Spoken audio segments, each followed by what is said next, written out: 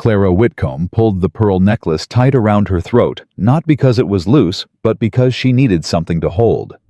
The pearls weren't hers. The dress wasn't hers. Even the shame she was riding toward tonight belonged to someone else. Her mother had handed her both like they were gifts. Go. Fix this. Say what needs saying. But nobody told Clara what happened. When the thing that needed saying wasn't an apology at all, it was the truth.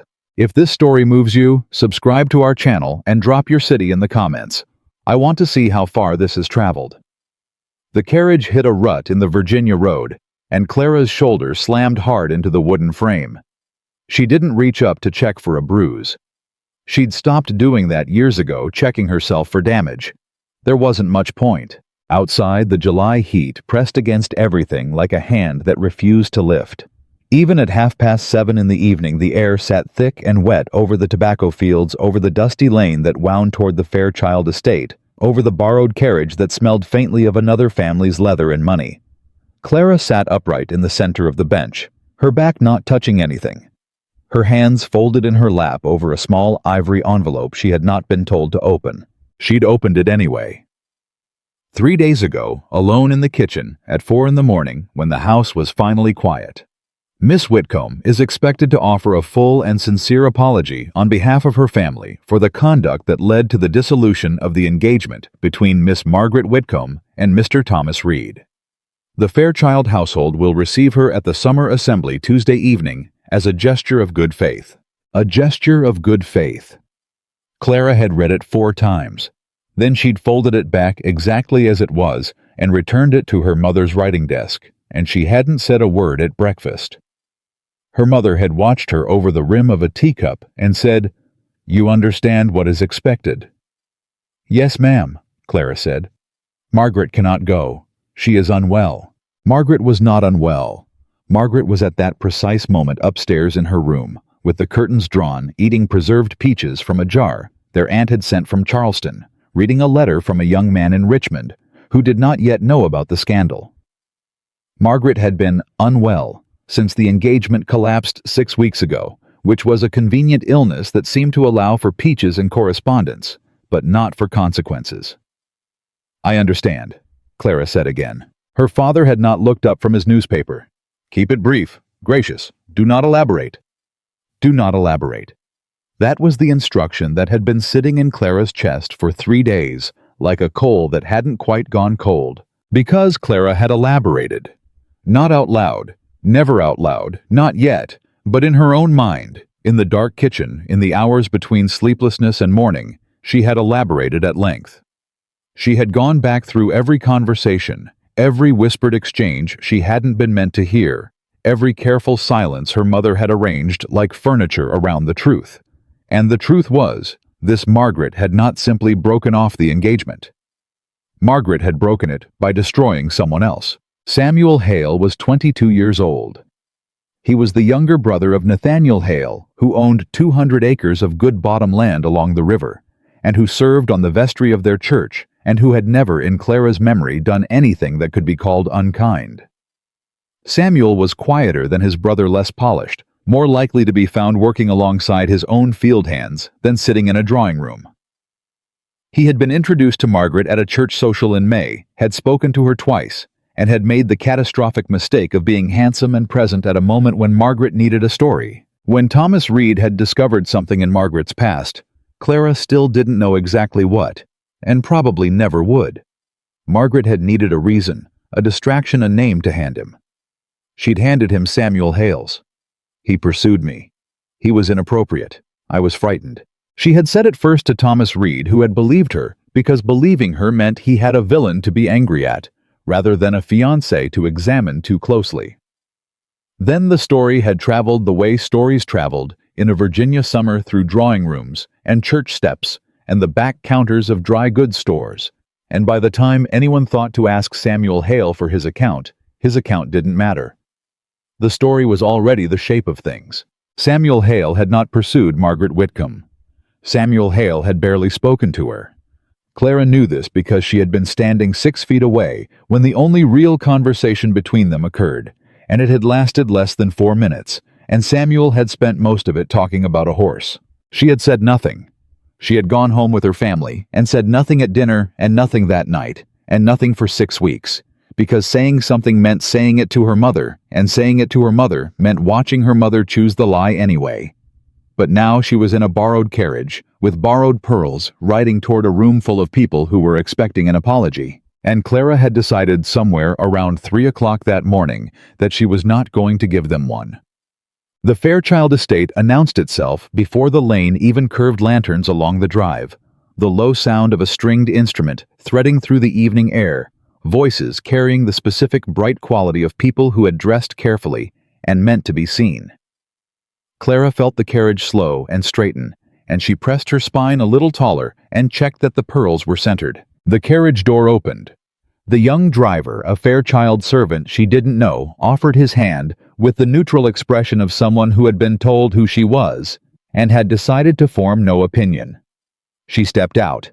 The guests nearest the entrance had that particular talent of the Virginia social class, the ability to look directly at a person while appearing to look at nothing at all. Clara felt the attention shift toward her like a change in the weather. Someone to her left said something low that she couldn't catch, and a woman laughed, and then the sound cut off too quickly. She walked forward. The entrance hall opened into the main room, and the first thing Clara registered was the heat bodies and candles and summer all pressing together, and the second thing she registered was Nathaniel Hale. He was standing on the far side of the room with 2 other men holding a glass he wasn't drinking from, and he was already looking at her. Not with the careful avoidance of someone caught staring, but with the direct attention of someone who had expected her and had something to say. His face told her nothing and everything. He knew. Of course he knew. His brother's name had been in every conversation in this county for 6 weeks, and now here she was, the Whitcomb girl they'd sent wearing her sister's repurposed dress. Clara looked back at him for exactly 2 seconds. Then she looked away and kept walking. Thomas Reed was near the fireplace. The fire was unlit in July, but people clustered near it anyway out of habit, and he was speaking with Judge Fairchild when Clara approached. He saw her coming, and his expression shifted through 3 things quickly: surprise, satisfaction, and then something harder that she didn't have a word for yet. "Miss Whitcomb." His voice was neutral as fresh plaster. "Mr. Reed." She stopped at a distance that was polite and did not close it. "I wonder if I might speak with you." Judge Fairchild looked between them with the alert courtesy of a man who knew he was witnessing something worth remembering. "I'll leave you to it," he said, and moved away without hurrying. Thomas Reed waited. Around them, conversations continued at a slightly lower volume. "I was sent here this evening," Clara said, "by my family. You know that. I assumed as much." He held his glass with both hands, thumbs running along the rim. "Your sister remains unwell, I'm told." "My sister is not unwell," Clara said. "My sister chose not to come." A pause. Reed's jaw moved once, resettling. "That is a frank admission. I have several more." Clara kept her voice even. She had practiced this, not the words exactly, but the steadiness beneath them. "I was sent to apologize to you for the dissolution of the engagement. My mother's letter, which I expect you received, characterized the situation as a misunderstanding stemming from youthful error." She paused. "That characterization is not accurate." Reed's eyes sharpened. "No, no." Clara breathed once through her nose. "The engagement ended because you discovered something that disturbed you. I don't know what, and I'm not asking. What I do know is that when my sister needed a reason to give you, she provided you with a name, Samuel Hale's name."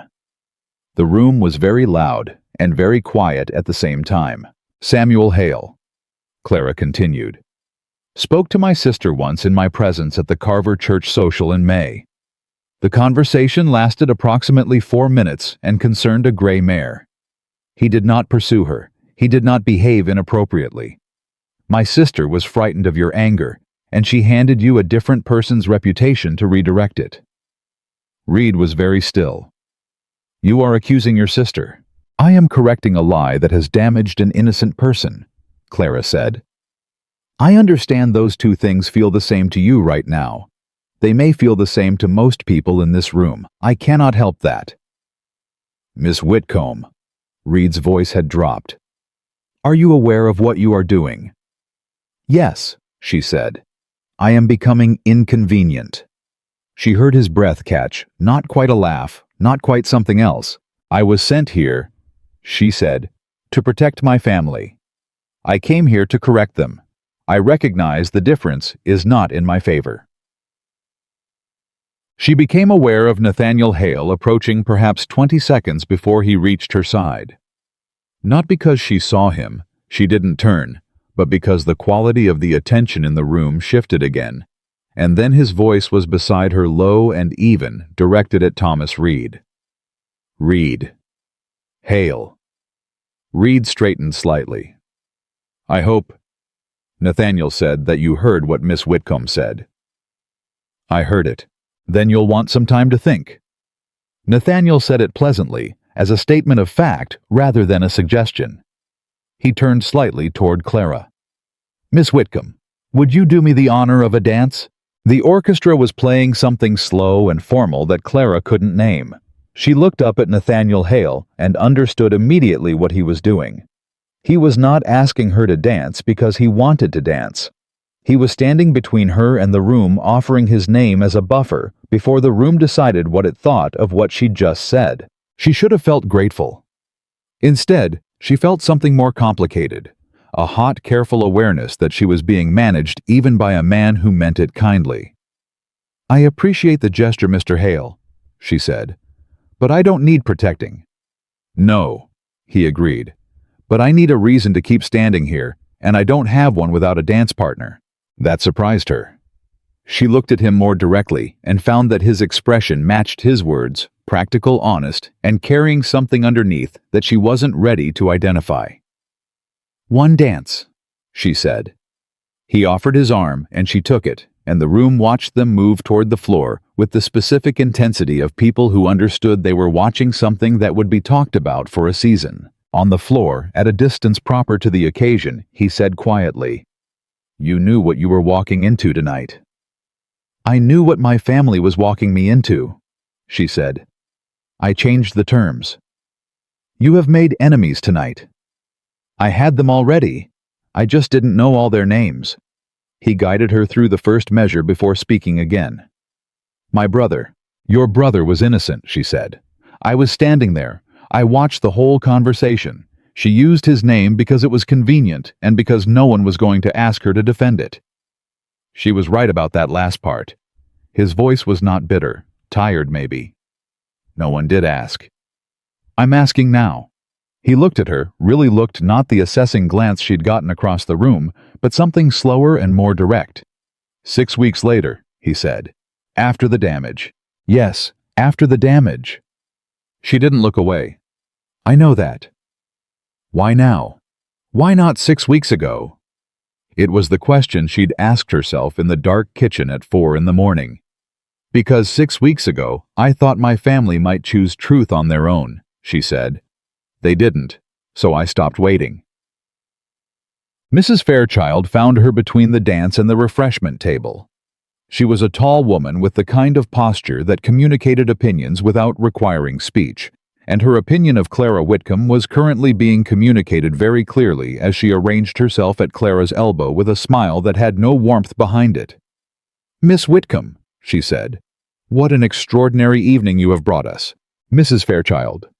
Clara accepted a glass of lemonade from a passing tray and held it without drinking. "Thank you for your hospitality." "I wonder," Mrs. Fairchild said pleasantly, "whether dishonesty is now something of a Whitcomb family tradition, or merely a seasonal affliction." The nearest 3 people heard it. Clara knew they heard it because they stopped pretending they weren't listening. She set the lemonade glass down on the nearest table. "Mrs. Fairchild," she said, "I came here tonight to correct a lie that my family allowed to stand for 6 weeks. I did not come here to be the subject of commentary. If you have a concern about my family's conduct, I'd encourage you to direct it to my father, who will receive it with all the gravity he reserves for anything that doesn't threaten his dinner or his sleep." Mrs. Fairchild's smile became something geometrical and cold. You are a very bold young woman. I've been called worse things, Clara said, mostly by people who meant quiet. She picked up the lemonade again and walked away. Her hands, she noticed, were not shaking. She had expected them to shake. She found a corner near the east window, where the air moved marginally more than the rest of the room, and she stood there for a moment, letting herself breathe. Around her, the assembly continued music voices, the soft percussion of a summer evening, grinding forward, and she catalogued what she had done and what it would cost. Her mother would know by morning. Her father would be called on. The Fairchild family was socially interconnected with half the county, and Mrs. Fairchild's version of tonight would travel faster than Clara's. She had known all of this. She had accounted for all of this in the kitchen at 4 in the morning, and she had decided that the weight of knowing something true and saying nothing was heavier than whatever came after saying it. Nathaniel Hale appeared at her elbow again. He moved quietly for a man of his size, and he had the kind of patience that didn't announce itself. "Mrs. Fairchild," he asked. "Has been handled," Clara said. "A beat. You told her something about her father and his dinner." Clara looked at him. "Someone told you quickly." "3 people told me simultaneously," he said. "It may become a story. Everything about tonight will become a story." "Yes." He was quiet for a moment. "Miss Whitcomb, what you said to read, do you have anything beyond your word letters? Dates? Anything that would hold if your sister denies it?" Clara looked out the window at the dark lawn beyond the glass. "Why are you asking me that?" "Because your word is enough for me," he said. "It will not be enough for everyone. And there are people in this room who will spend the next week deciding which version of tonight to believe. I know. So I'm asking." She turned to look at him. He was watching her with the careful attention she'd noticed from across the room, steady, patient, giving nothing away except the fact that he was paying close attention. "There are letters," she said. "Not from my sister, she wasn't careless enough to put it in writing. But there are dates I can document. There's a woman who was present at a conversation my mother had with Margaret 3 days after the engagement ended. There are things I know the shape of, even if the proof requires assembling." "Can you assemble it?" "If someone helps me." "Tell me what you need," he said. She studied him for a long moment. He stood straight and unhurried, a man who had not offered his name lightly, and seemed to understand that she hadn't either. "Why?" she asked. "Because my brother has not slept properly in 6 weeks, Nathaniel said. "Because he sits at meals and doesn't eat, and because last Tuesday I heard him tell my mother he was thinking of going west, which is what a young man says when he has decided the world he's in no longer has a place for him." His voice was level throughout, but Clara heard what lived under the level. "So that is why." Clara nodded slowly. "And if I tell you what I need, if we put this together and present it, my family will call me a liar. My sister will call me jealous. My mother will find a way to make it about my character rather than hers." "Yes," he said. "They probably will. And you'll believe me anyway." He looked at her. "I believed you the moment you walked up to Thomas Reed and said you were sent here to protect your family, but came here to correct them." He paused. "I have not heard anyone say a true thing in 6 weeks, Miss Whitcomb. It is considerably more recognizable than people suppose." The music shifted in the other room. Someone laughed too loudly near the fireplace. Outside, a horse shifted in its traces. Clara looked down at the lemonade glass still in her hand, mostly untouched, warm now from the July evening and from her own grip. She set it on the sill. "I'll need 2 days," she said, "to put together what I have. Can you receive a letter?" "Yes." "Then I'll write one." She looked back at him. "This is not gratitude, Mr. Hale. I want to be clear about that. I am not doing this because you danced with me or because you came to stand next to me when it was useful." "I know," he said. "I'm doing it because Samuel Hale is 22 years old and he shouldn't have to go west." Something moved in Nathaniel's expression, brief, quickly set back in order. "No," he said quietly. "He shouldn't." 2 days, she said. 2 days, he agreed. Clara straightened, touched the borrowed pearls once at her throat, and turned back toward the room.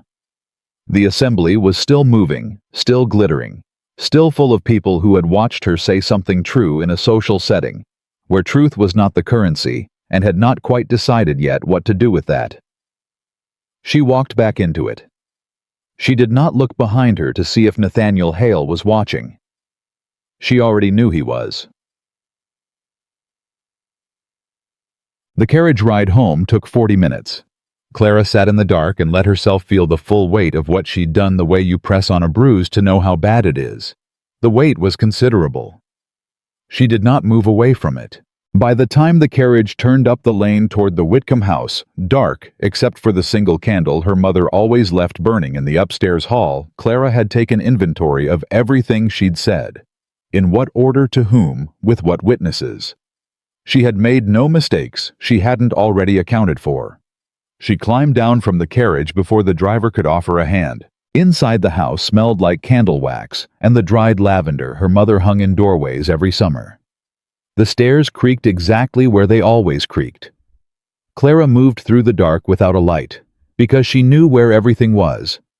She'd spent 25 years navigating this house in the dark, this family in the dark, this particular variety of quiet that sat over everything, like something held in the lungs too long. She passed Margaret's door. A line of candlelight showed underneath it. Awake then. Clara didn't stop. In her own room, she sat on the edge of the bed and unlaced the borrowed dress and took off the borrowed pearls. She set them on the table where she could return them to her mother's jewelry box in the morning. She sat in her underthings in the July heat and looked at the ceiling. 2 days. She would need to write to her mother's friend in Culpeper, the woman who had been present at that conversation. She would need to find the letter her father had received from Thomas Reed in early June, the one she'd read by accident and never mentioned. She would need to write everything down in the right order, with dates the way her father's accounts were ordered, the way she kept the household ledger precise and unglamorous and impossible to argue with. She was good at that. She had always been good at the unglamorous, precise work. Nobody had ever thanked her for it. Nathaniel Hale had looked at her tonight like the work was visible, like it had always been visible, and he had simply been the first person to say so. Clara pressed the heels of her hands against her eyes for a moment. Then she got up, moved to the small desk by the window, and pulled out a sheet of paper. She began to write. The candle burned down an inch before she was finished. Outside, the Virginia summer pressed against the glass, hot and patient and indifferent. The way summers always were, as if the world didn't particularly care what any one person decided in the dark. It went on regardless. So did Clara. The letter took Clara 3 drafts. Not because she did not know what to say. She knew exactly what to say. Had known it for 6 weeks. But because the first draft was angry, and anger on paper looked like evidence of exactly what Margaret would later accuse her of. The second draft was too careful, too laundered, too much like something her mother would have written. The third draft was just the facts in order, with dates the way she kept the household ledger. That was the one she folded and sealed before sunrise. She left it on the kitchen table, with a note to the hired boy, with specific instructions, and a coin she'd taken from her own small savings, not from the household account. It was a small distinction. She made it anyway. Then she went upstairs, changed her dress, and came down to breakfast as if nothing had happened. Her mother was already at the table. Mrs. Abigail Whitcomb was a woman who communicated her feelings primarily through stillness. When she was pleased, she moved, poured tea, passed dishes, asked questions that had no real answers, but filled the air with the sound of family.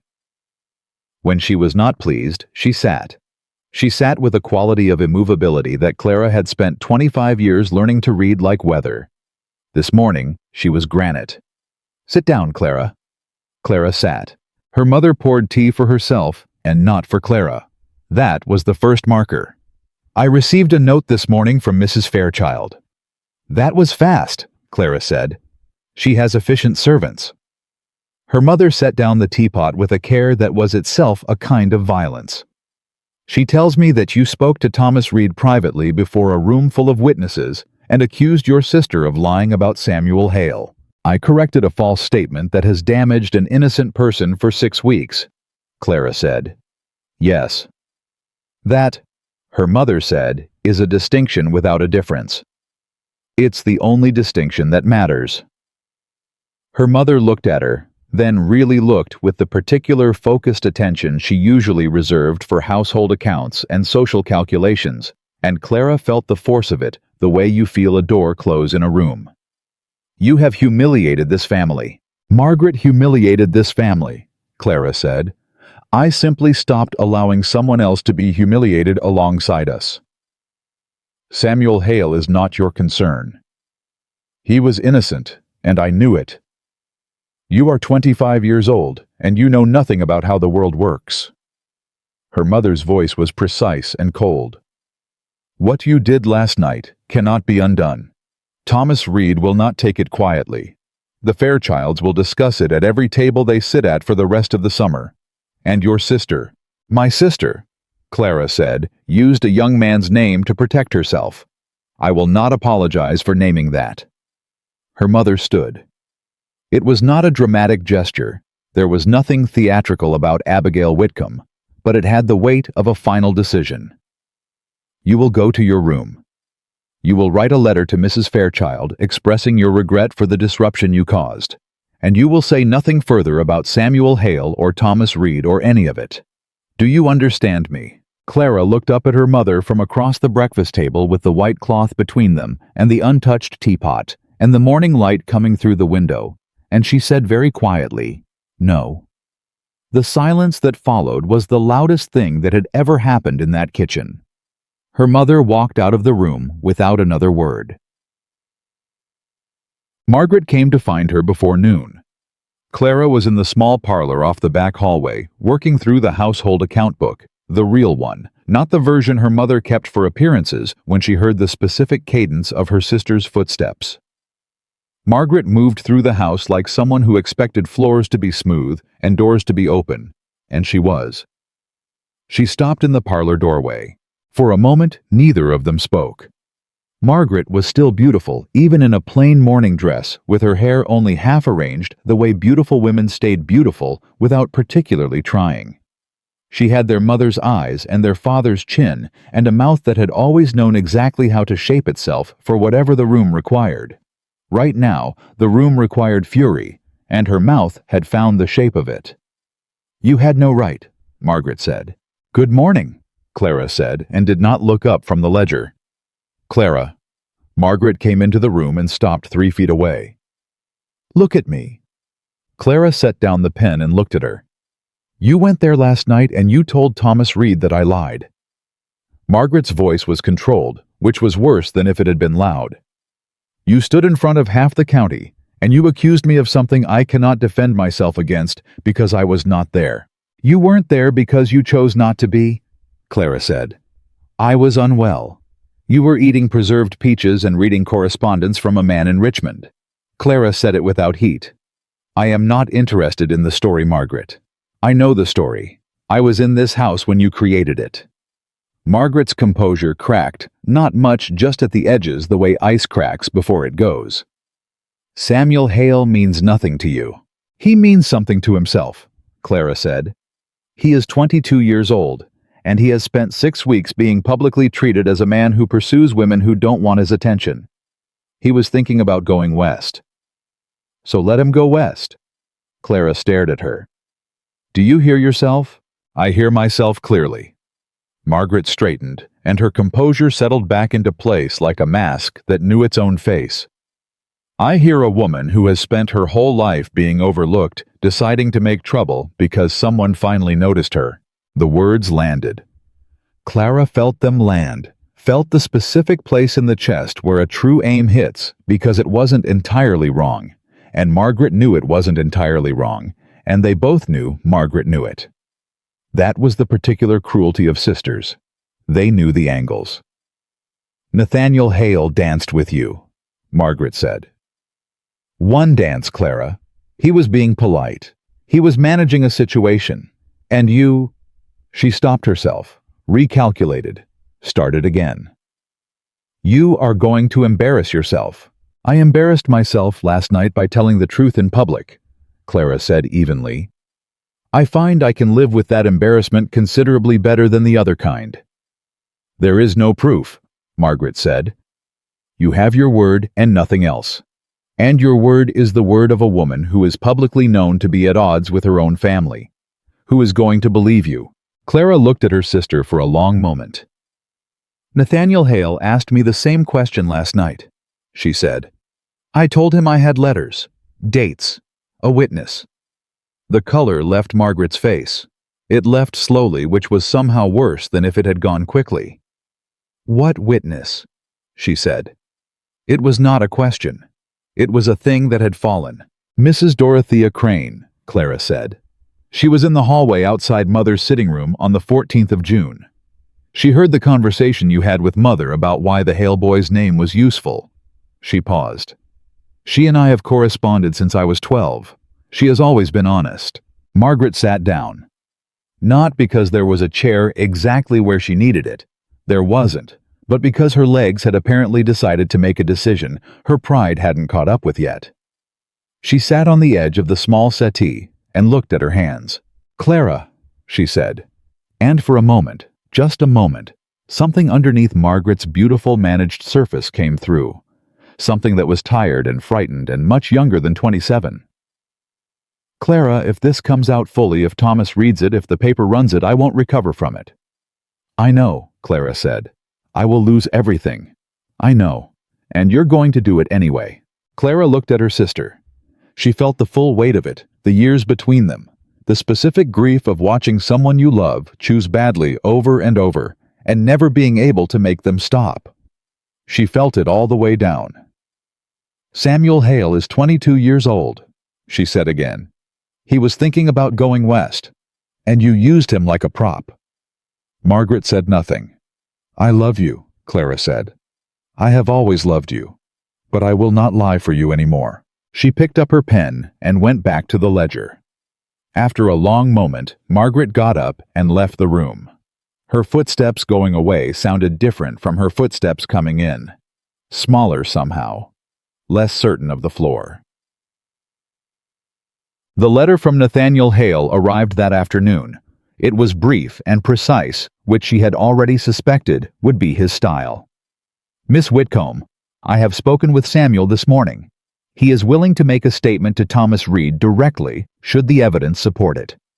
I have also spoken with the editor of the Culpeper Gazette, who is a man of principle and has agreed to receive documentation should it be forthcoming. Please advise when you are ready to proceed. N. Hale. Clara read it twice. Then she read it a third time more slowly, not for the information, but for the quality of it, the straightforwardness, the lack of unnecessary comfort, the way it treated her like a person conducting a piece of business rather than a woman who needed to be soothed. She wrote back in 15 minutes.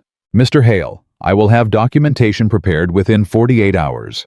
I will require a discreet means of delivery as my household correspondence is not entirely private.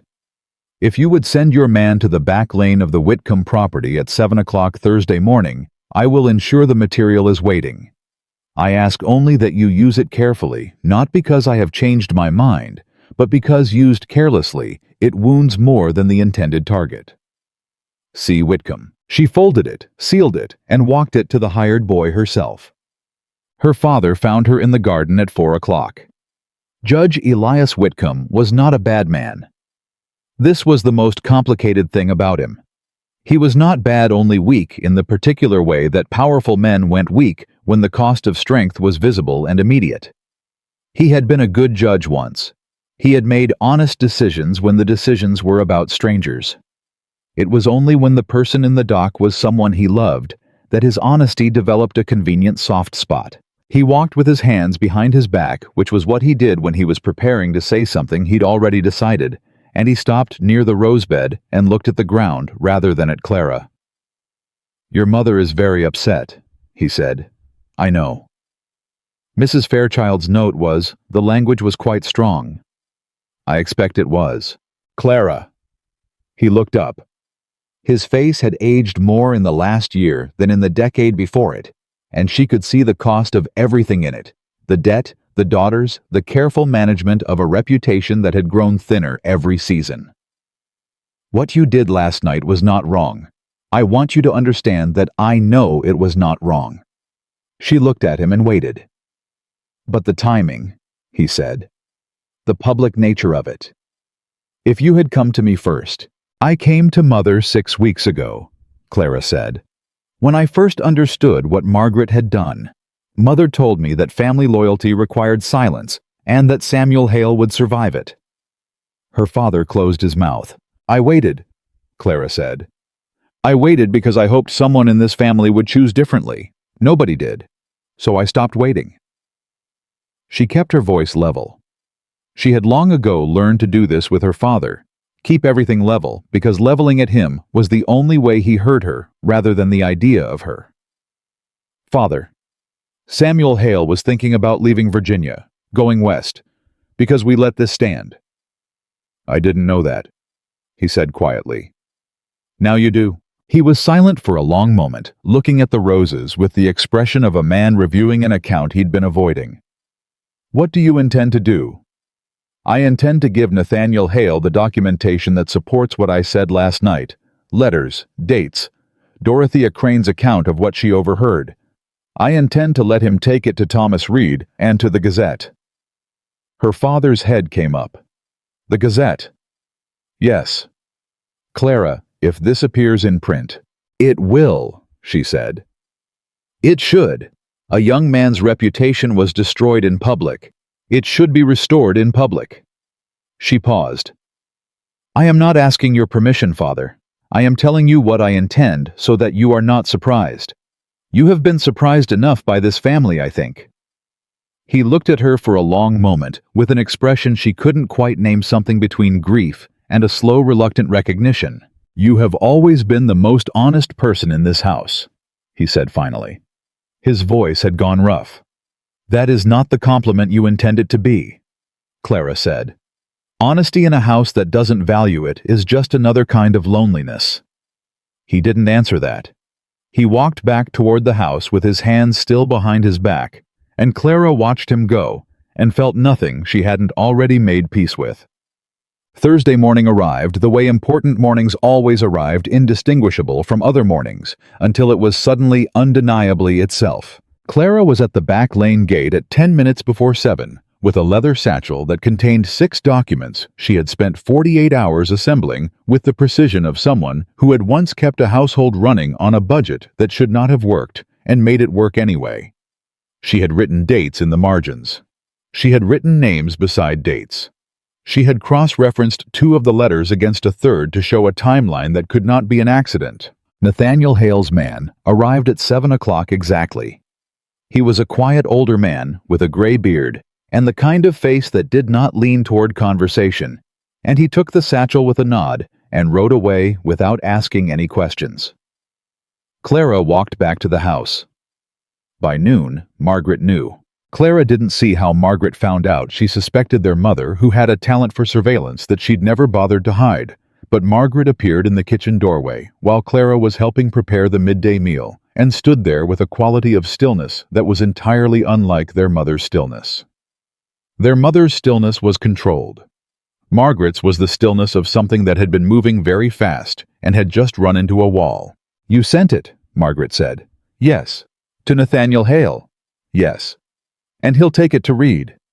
And to the Gazette, Clara said. She did not stop what she was doing. Both. Margaret made a sound that Clara had never heard from her before. Not a cry, not anger, something between them that had no good name. You have destroyed me. I have given an innocent man back his name, Clara said. What happens to yours depends on what you choose to do next. What I choose. Margaret stopped. Started again. You think I have choices left. You think after this there is anything left for me to choose. There is always something left to choose, Clara said. She set down what she was doing and turned to face her sister fully. You can deny it and be disproved and be known as a liar. Or you can get ahead of it. Go to Samuel Hale yourself, before the Gazette prints, before Reed tells his version. Go to Samuel Hale and apologize. Margaret stared at her. You cannot be serious. I am completely serious. I would rather— I know what you'd rather, Clara said. But I am telling you what might actually save some part of what you have left. A woman who wronged someone and apologized is a different story than a woman who lied and was exposed. She paused. People in this county can forgive a great deal. They cannot forgive someone who makes them feel foolish for having believed them. Margaret stood in the doorway for a long moment. Her face moved through things Clara watched but couldn't name. Pride, fear, calculation, something that might have been shame, and something beneath the shame that was older and more complicated than any of it. You should have been the older daughter, Margaret said at last. Not cruelly, almost quietly. I know, Clara said. But I wasn't. Margaret left without another word.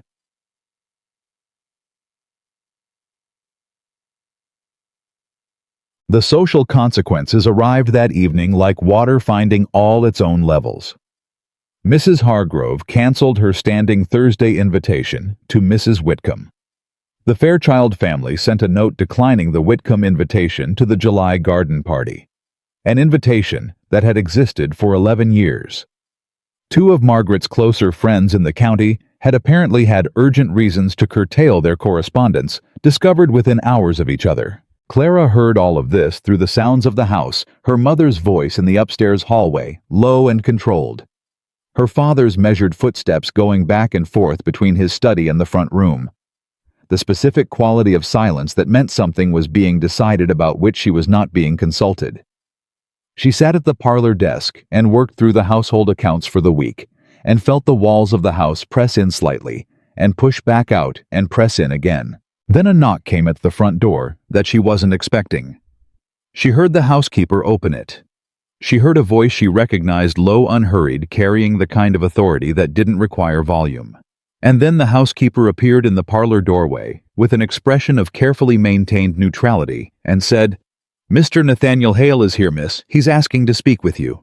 Her mother appeared from nowhere the way she always did when something required immediate managing. "He will speak with the family. He asked for Miss Clara specifically," the housekeeper said. And then, because she had been with this family for 16 years and knew exactly what the nuances of her sentences could carry, she added, "He was quite specific, ma'am." Clara stood.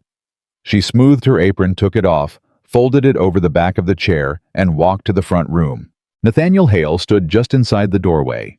He hadn't sat. She suspected he had declined the offer if it had been made. He held his hat in both hands and looked at her when she came in with the direct attention she'd seen at the Fairchild Assembly and had been thinking about in small, careful pieces since. "Mr. Hale," she said. "Miss Whitcomb."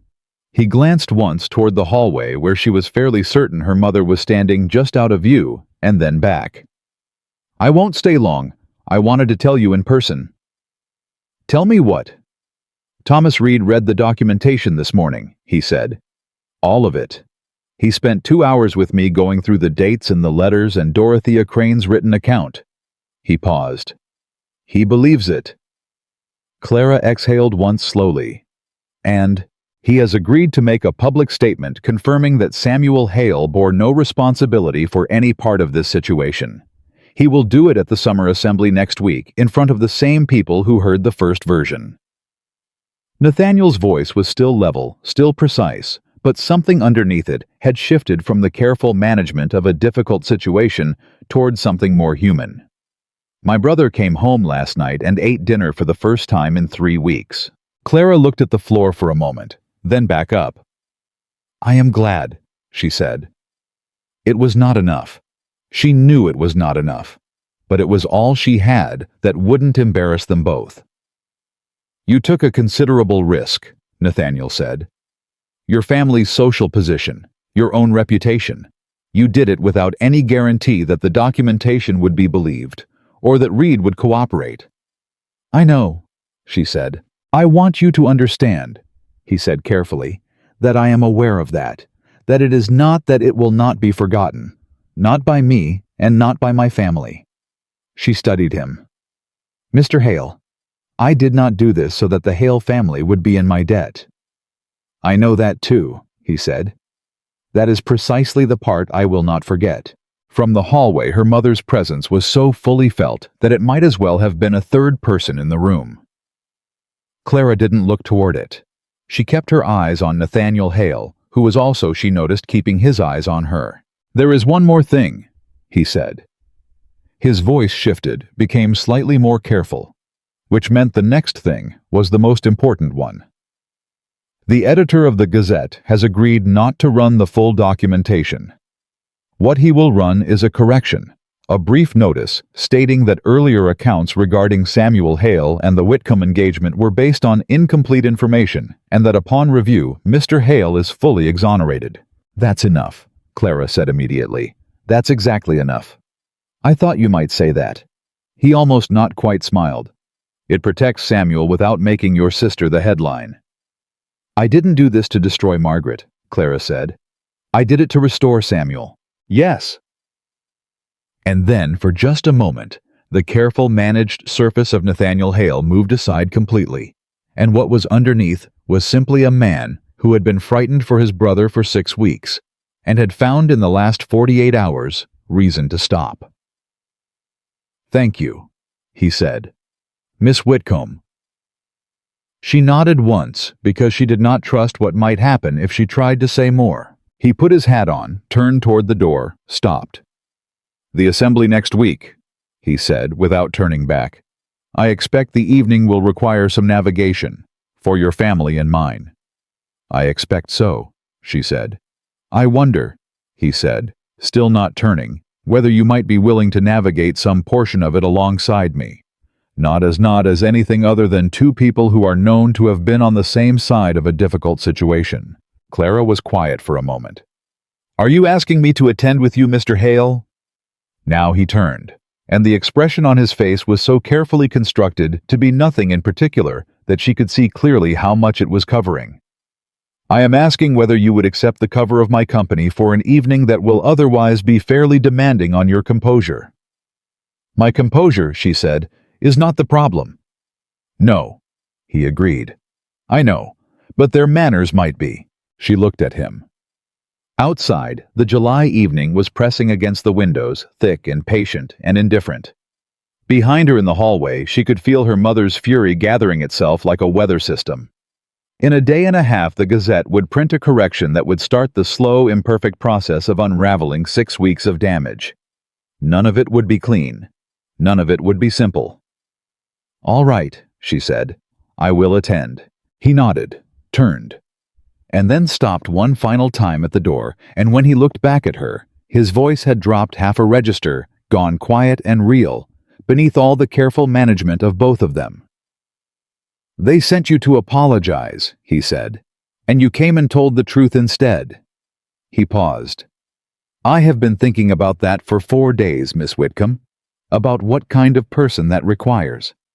The door closed behind him. Clara stood in the silent room for one long moment, the house pressing around her. Her mother about to appear from the hallway, her sister somewhere upstairs deciding something she could not control, the whole long machinery of consequence, grinding forward whether she was ready or not. She turned around. Her mother was standing in the doorway. Her face was unreadable in the specific way that meant it was carrying too many things to show any of them. "Mother," Clara said simply. "He came here," her mother said. "Nathaniel Hale came to this house." "Yes. For you." "For the situation," Clara said, "which I helped resolve." Her mother looked at her for a long moment, looked at her the way she rarely did without the overlay of management and calculation, with something older and more uncertain underneath. And then she said very quietly, "I don't know who you are." Clara held her mother's gaze and felt the truth of that settle into the room, like something that had been waiting a long time to sit down. "I know," she said. "You should have learned sooner." The Gazette correction ran on Friday morning. Clara read it at the kitchen table before anyone else in the house was awake, holding the paper with both hands, reading the same 2 sentences 4 times. It was brief. It was precise. It did not name Margaret. It said only that previous accounts surrounding the dissolution of the Whitcomb-Reed engagement had misattributed conduct to Mr. Samuel Hale, and that upon review of available evidence, Mr. Hale bore no responsibility for any part of the matter. It was signed by the editor and ran below the fold on the third page. 2 sentences. 6 weeks of damage, and it fit in 2 sentences. Clara folded the paper carefully and put it back exactly where she'd found it on the front step. She went inside and put the kettle on and stood at the stove in the early morning quiet and let herself feel for exactly 1 minute the particular relief of a thing done right. Then the minute ended and she started breakfast, because the house still needed feeding, regardless of what the Gazette had printed, and relief in her experience was not a condition you could live in. It was a place you passed through on the way to whatever came next. What came next arrived before noon.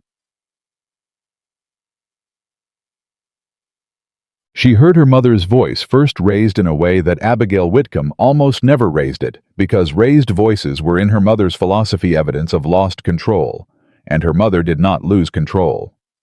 But the voice coming from the front room was distinctly elevated, and it was directed at someone Clara didn't immediately recognize, and it had the quality of a woman who had been trying very hard to hold something together and had just watched it come apart in her hands. Clara set down the household ledger and walked to the hallway. The man standing in the front room was Thomas Reed. He was not alone.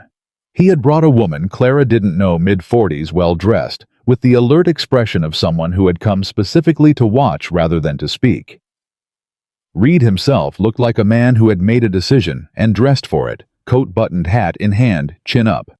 He had the particular posture of someone who had rehearsed this. Her mother was standing between him and the hallway, like a door that had decided to become a wall.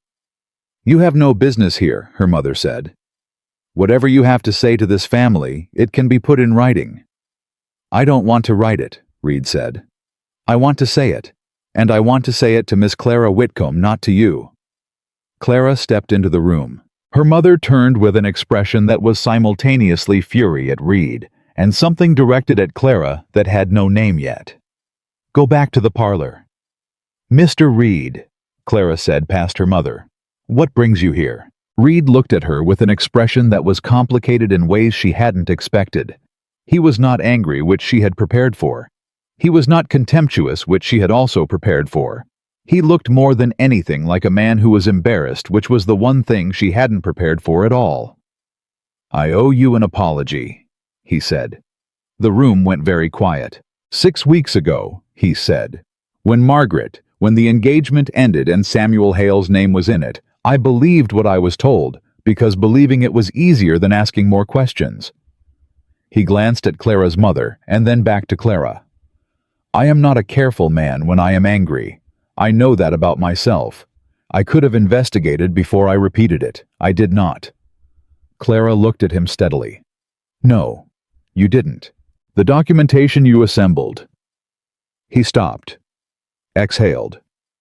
"It was thorough. You didn't need to do that. You could have stopped at saying it. You built the case entirely." "I knew my word alone wouldn't be sufficient," she said. "It should have been," he said, and he said it with a conviction that surprised her. "That is the other thing I wanted to say. Your word should have been sufficient. A woman who walked into the Fairchild Assembly alone in front of everyone and said what she said that deserved more credit than I gave it in the moment." Clara was quiet for a beat. "What changed your mind between the assembly and reading the documentation?" Reed's jaw moved. "Nathaniel Hale," he said. "He came to me himself the morning after the assembly, before I'd even read what you sent. He told me to wait before I decided what I thought of you. He told me you were worth waiting for." He paused. He was right. Behind Clara, her mother made a small, sharp sound that was trying to be nothing. "I've spoken to Samuel," Reed continued. "Privately, and I'll say publicly next week what I should have said 6 weeks ago. This was not his fault. It was not yours." He paused. "The fault is distributed elsewhere." "The fault," Clara said, "is my sister's. You don't have to soften it for my sake." Reed looked at her. "You're not angry with me?" I was, she said. I've had 6 weeks and 2 days to work through it. The woman he'd brought with him, she still hadn't spoken, leaned slightly forward and said very quietly, "She's exactly what he said she was." Reed glanced at her and back. "My aunt," he said simply. "She wanted to come." His aunt looked at Clara with the direct assessment of a woman who had outlived several opinions of herself and developed a tolerance for honesty in others.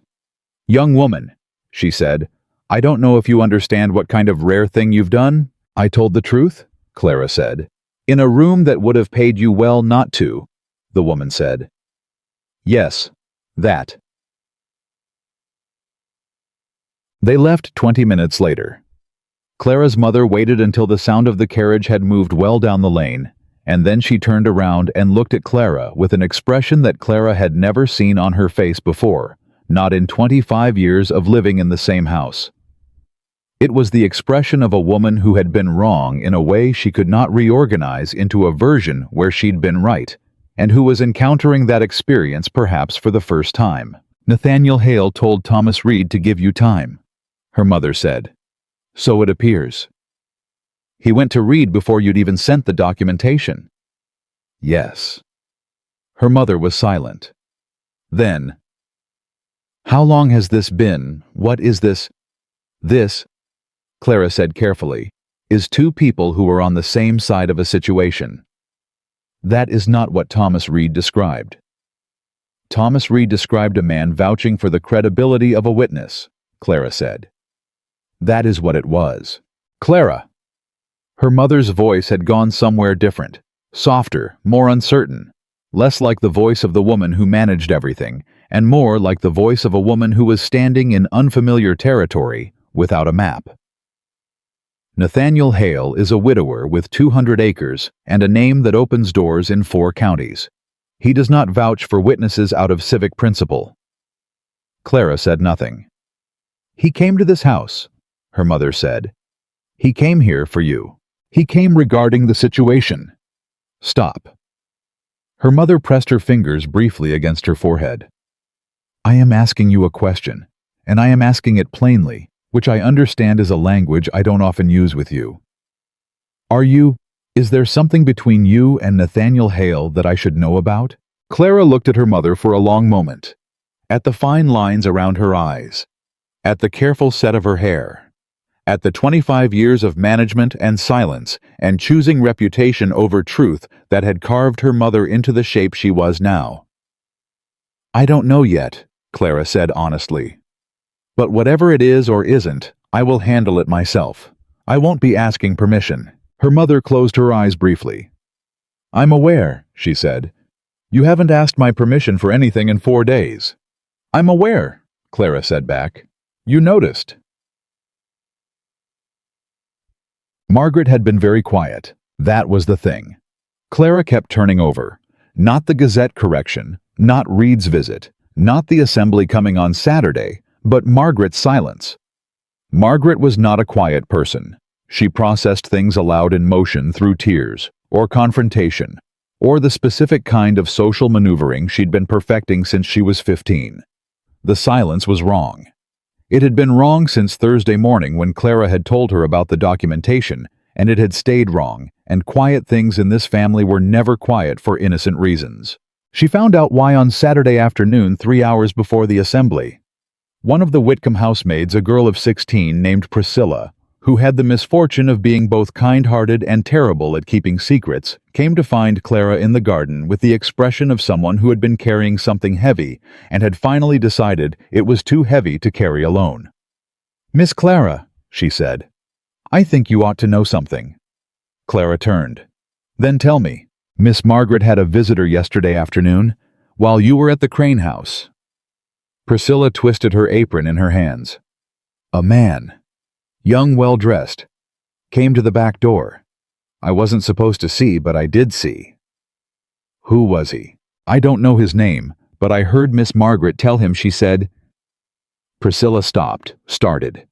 "She told him that you'd been pursuing Mr. Hale since the assembly, that you made up the business about Mr. Samuel Hale being innocent because you wanted Mr. Nathaniel Hale to notice you, that you're jealous of her, and always have been, and that the documentation was something you'd assembled to make yourself look important. She exhaled the last of it like something she'd been holding underwater.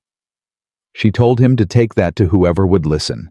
Clara stood very still. The July heat pressed against her from every direction, patient and indifferent as always, and she stood in it and felt the information land in full, not just the what of it, but the how of it, the shape of it, the specific genius of it. Because it was good. She had to give Margaret that. It was very good. Because it didn't deny the truth about Samuel Hale. It couldn't not. With Reed's confirmation coming, it simply reframed. The truth changed the story, from Clara told the truth to Clara, wanted something, and used the truth to get it. It made her motivation the subject instead of the facts. It turned her into someone who had calculated and positioned rather than someone who had simply refused to lie. And the worst part, the part that sat in her chest like a coal she couldn't get cold, was that it was going to work on some people. The people who wanted it to be true. The people who found it easier to believe that a woman acts from vanity and desire rather than from principle. Those people would take this story and keep it, and no documentation in the world would dislodge it from them. "Thank you, Priscilla," Clara said. Her voice was level. "You did right to tell me. Are you all right, miss?" "Yes," Clara said. "I'm thinking." She thought for approximately 4 minutes, standing in the garden, with the heat on her and the knowledge settling into its proper place. Then she went inside, walked upstairs, and knocked on Margaret's door. "Come in," Margaret said, in the specific tone that meant she knew who it was. Clara opened the door and stepped in. Margaret was at her dressing table, arranging her hair for the assembly. She watched Clara in the mirror without turning around. "You've heard," Margaret said. "Yes." "Who told you?" "It doesn't matter." "Priscilla," Margaret said. "She has never been able to help herself." She set down a hairpin. "I expected you'd find out before tonight. I wondered how." Clara looked at her sister's reflection. "I want to ask you something, and I want you to answer it honestly, which I understand is not your preferred mode, but I am asking anyway." Margaret waited. "Do you actually believe," Clara said, "that I did any of this for Nathaniel Hale? Do you, when you are quiet and alone and not performing anything for anyone, do you actually believe that?" Margaret was silent for a moment. Then she picked up the hairpin again. "No," she said. Her voice was flat and quiet and completely without energy. "No, I don't believe it." "Then why?" "Because it will work," Margaret said. "Because even a story that isn't true is better than having no story at all. Because you have taken everything from me, Clara, everything I had, everything I was going to have, and this is the only thing I have left to take back." Clara looked at her sister in the mirror. Looked at the beautiful face and the tired eyes and the particular grief of a woman who had spent her whole life being the one everyone looked at and was only now discovering the cost of that. "You haven't lost everything," Clara said. "You've lost some of it. There's a difference." "Not from where I'm sitting." "Then you're not sitting in the right place yet." Clara moved to stand beside the dressing table so that she was in the mirror too, beside her sister, two women looking at each other's reflections rather than at each other's faces. "Call back whoever you sent. Tell him to say nothing. Margaret, I am not asking you to fall on a sword. I am asking you to stop throwing swords." Margaret's hands stilled on the hairpin. "If you let this story run," Clara said, "and it's discovered, and it will be because I will make sure of it, then you won't have lost your reputation to a single scandal.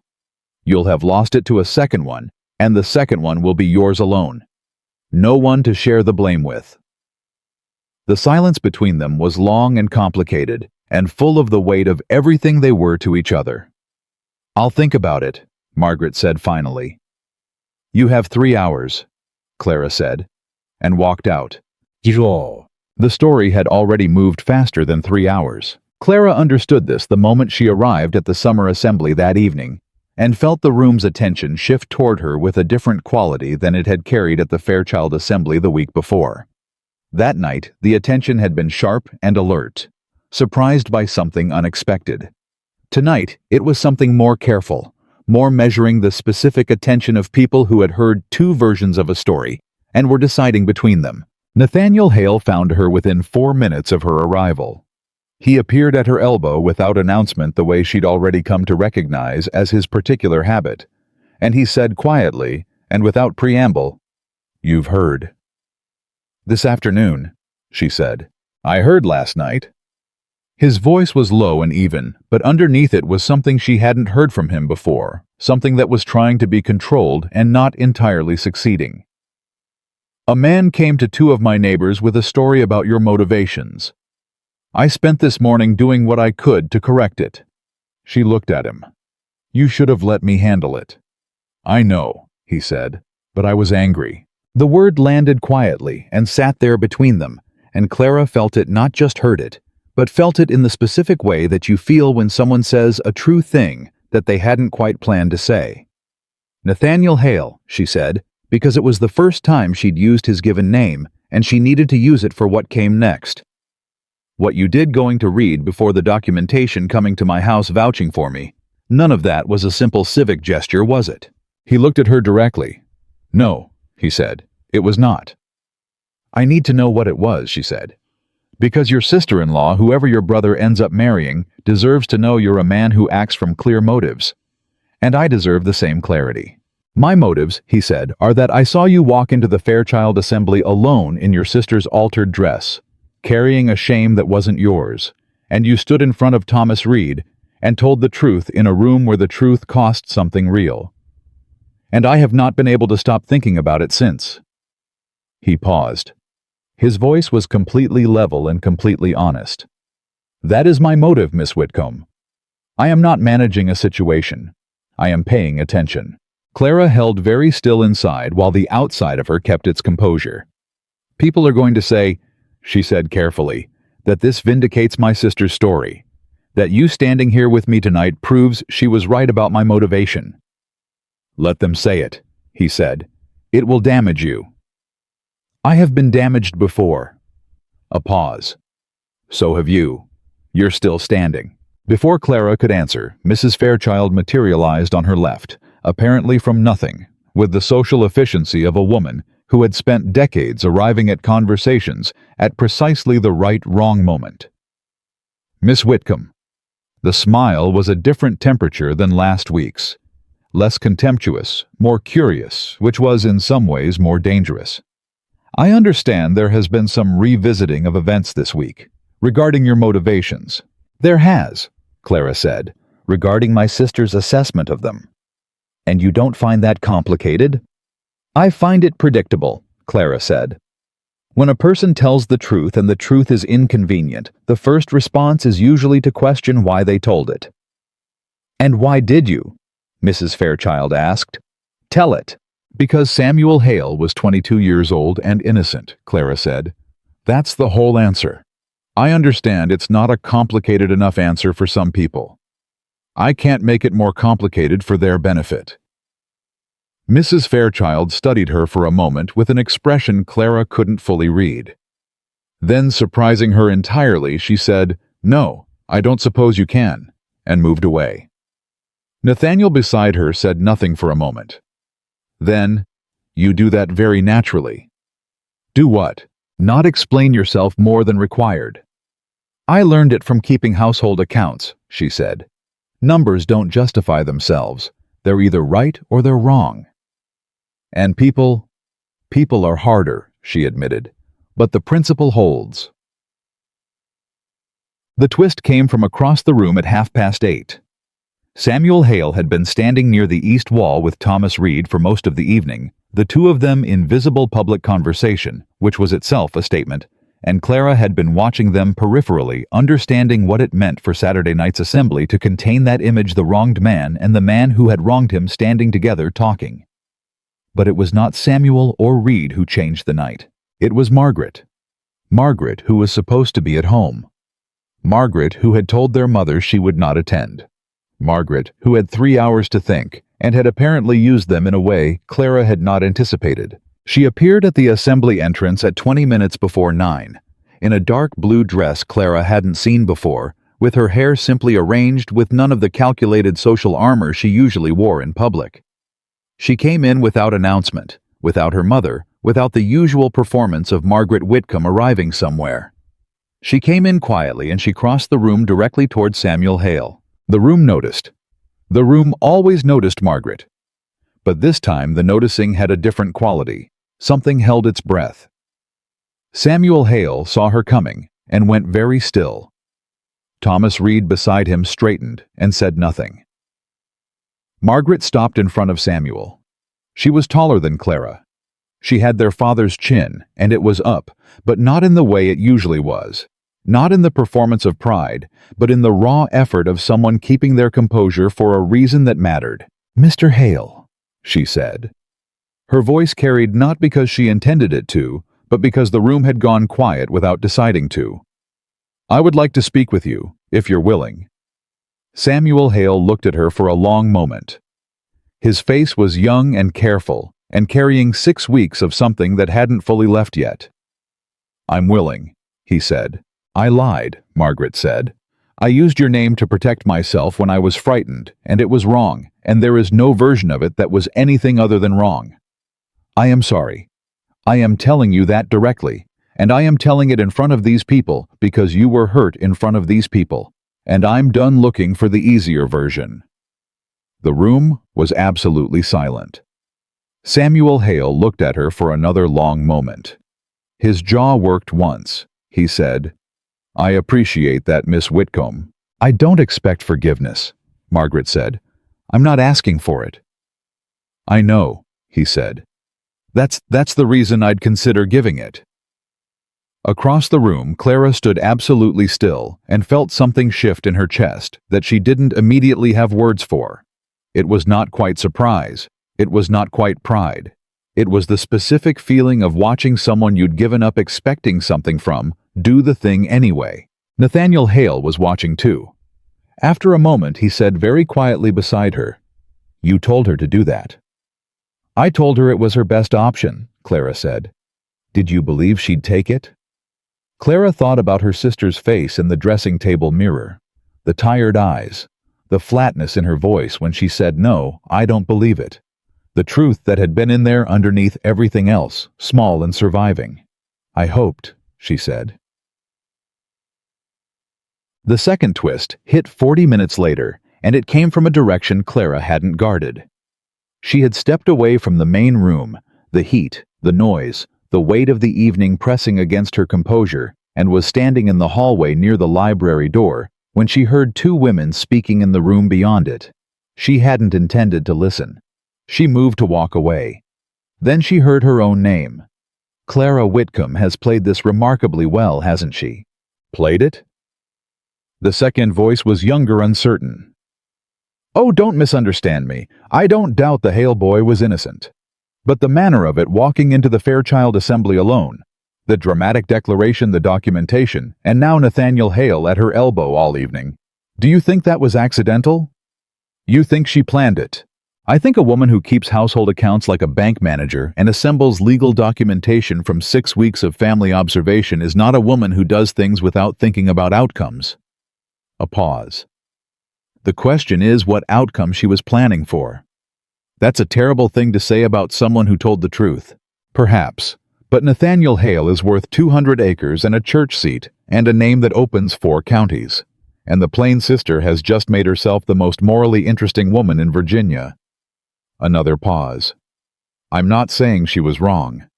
I'm saying she was clever. There's a difference." Clara stood in the hallway and felt the words settle into her like something she was going to have to carry for a while. The worst thing about it was the part that might be true. She had known on some level when she rode toward the Fairchild Assembly in a borrowed dress that telling the truth would change things. She had not known how. She had not known Nathaniel Hale would cross a room and ask her to dance. She had not calculated that. She had not planned it. But she was not unaware now of what was developing between them. She was not pretending she didn't notice what it was. And if she had known when she decided to tell the truth that this was where it would lead, would she have done it anyway? She knew the answer. She had always known it. Yes, she would have done it anyway. Because Samuel Hale was innocent, and she'd been the only one in her family who cared enough to say so. But the fact that she would have done it anyway, and the fact that she'd done it for the right reasons, did not make the outcome disappear, or make her motivation simple. It made her human. And humans were complicated, and she was tired of pretending otherwise. She straightened, smoothed the front of her dress, and walked back into the room. Nathaniel found her immediately. He always seemed to find her immediately, which she had stopped pretending was coincidence. "You went somewhere," he said. "I needed a moment." He looked at her with the careful attention she'd come to recognize as the specific way he looked at her when he was deciding whether to push or to wait. He waited. "Someone was discussing," Clara said, "whether my motives were entirely as pure as presented. And they were not entirely wrong," she said. "I did this for the right reasons. I am also not unaware of what's happened as a result of it. Those two things are both true." He looked at her steadily. "Yes," he said. "I know. You're not troubled by that. I'm troubled by people who claim their motives are entirely pure," he said. "It usually means they haven't looked carefully. You have looked carefully." He paused. "That is not a flaw, Miss Whitcomb." She looked at him. "You should know," she said carefully, "that I will not be a woman who is grateful to you. If this, whatever this is, continues, I will not spend the rest of my life being thankful you believed me." "Good," he said without missing a beat. "I don't want gratitude. I have enough things in my house that don't argue with me." Despite everything, the heat and the whispers, and the weight of the evening, and the complicated truth of herself she'd just spent 10 minutes sitting with Clara, almost laughed. "Mr. Hale," she said. "Miss Whitcomb," he said back. "I think," she said, "that you are the most inconvenient thing that has happened to me this summer." "Given your summer," he said, "that is saying something." Across the room, Samuel Hale was talking with Thomas Reed, and laughing at something, actually laughing, the way a young man laughed, when the world had been handed back to him. Margaret stood near the window alone, looking out in the specific stillness of a woman who had just done something hard, and was waiting to discover what it cost. Clara watched her sister, and felt the complicated shape of love. Not the easy kind. Not the kind that didn't require anything but the real kind. The kind that included truth-telling and anger, and 6 weeks of silence, and a conversation in front of a dressing table mirror, and a dark blue dress at 20 minutes before 9. The kind that stayed even when it cost something. Nathaniel stood beside her, not touching, not speaking close enough that she was aware of the exact distance between them. Aware of it, the way you were aware of a door that was neither open nor closed, but was for the first time unlocked. She turned away from the window. She had work to do yet. The night was not finished. And neither she was beginning to understand was she. The Sunday morning after the assembly, Clara woke before the birds. She lay in the dark for a few minutes and took inventory of the silence the way she took inventory of everything methodically, without sentiment. The house was quiet. Margaret's door had been shut when Clara came home the night before, and was still shut now. Her parents had gone to bed without speaking to her, which was its own kind of statement. And the statement was one she had enough practice reading to understand. They didn't know what to do with her anymore, and they had decided for the time being to do nothing. She got up, dressed herself, and went downstairs. The letter was already on the table, not the Gazette. It was Sunday. No paper, but a sealed letter, handwriting she didn't know, addressed to Miss Clara Whitcomb in ink that had dried sometime in the night. She picked it up and turned it over. The seal was plain wax, no impression. She opened it. It was from Thomas Reed's aunt. The woman who had come to the house with him, the one with the direct eyes and the statement about rare things. Her name, apparently, was Mrs. Caroline Aldgate, and she wrote with the same economy she'd spoken with. "Miss Whitcomb, I do not make a habit of unsolicited correspondence. I am making an exception. You should know that I have spoken with 4 women of standing in this county in the past 2 days, and not one of them, when spoken to privately and honestly, believes your sister's account of your motivations. What is said publicly and what is believed privately are two different currencies, and yours is rising. I thought you should know that. People are watching. Some of them are watching in your favor. See Aldgate. Clara read it twice. Then she folded it and put it in the pocket of her dress pressed flat against her hip and started the kettle. She was still thinking about it an hour later when the knock came at the back door. It was Samuel Hale. He was alone, which surprised her. He held his hat with both hands and looked at her with the expression of a young man who had prepared something to say and was now worried it wasn't enough. "Miss Whitcomb," he said, "I hope this isn't too early." "I've been up since before the birds," she said. "Come in." He stepped inside, and she poured him coffee without asking, because he looked like a man who needed something to do with his hands besides hold his hat. He accepted the cup and set the hat on the table and stood rather than sat, which told her the prepared thing wasn't going to take long. "I wanted to come before my brother did," Samuel said. Clara looked at him. "Why?" "Because whatever Nathaniel says to you, whatever he intends to say to you, I wanted you to know first that it's not on my account." He stopped, tried again.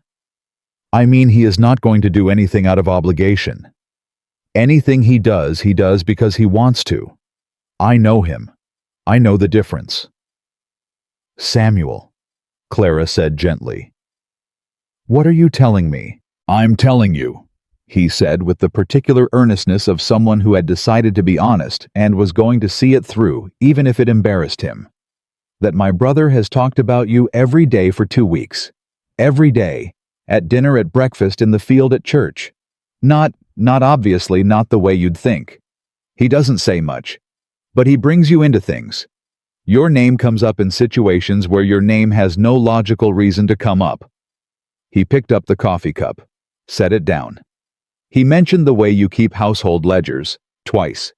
We don't have household ledger conversations in our family. We never have."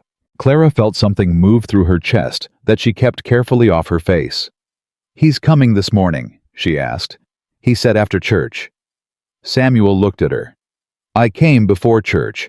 I wanted you to have, I don't know, warning, I suppose." "That's very kind of you." "No." He shook his head. "It's the smallest thing I can do. You gave me my name back. I was Miss Whitcomb. I was 2 weeks from leaving.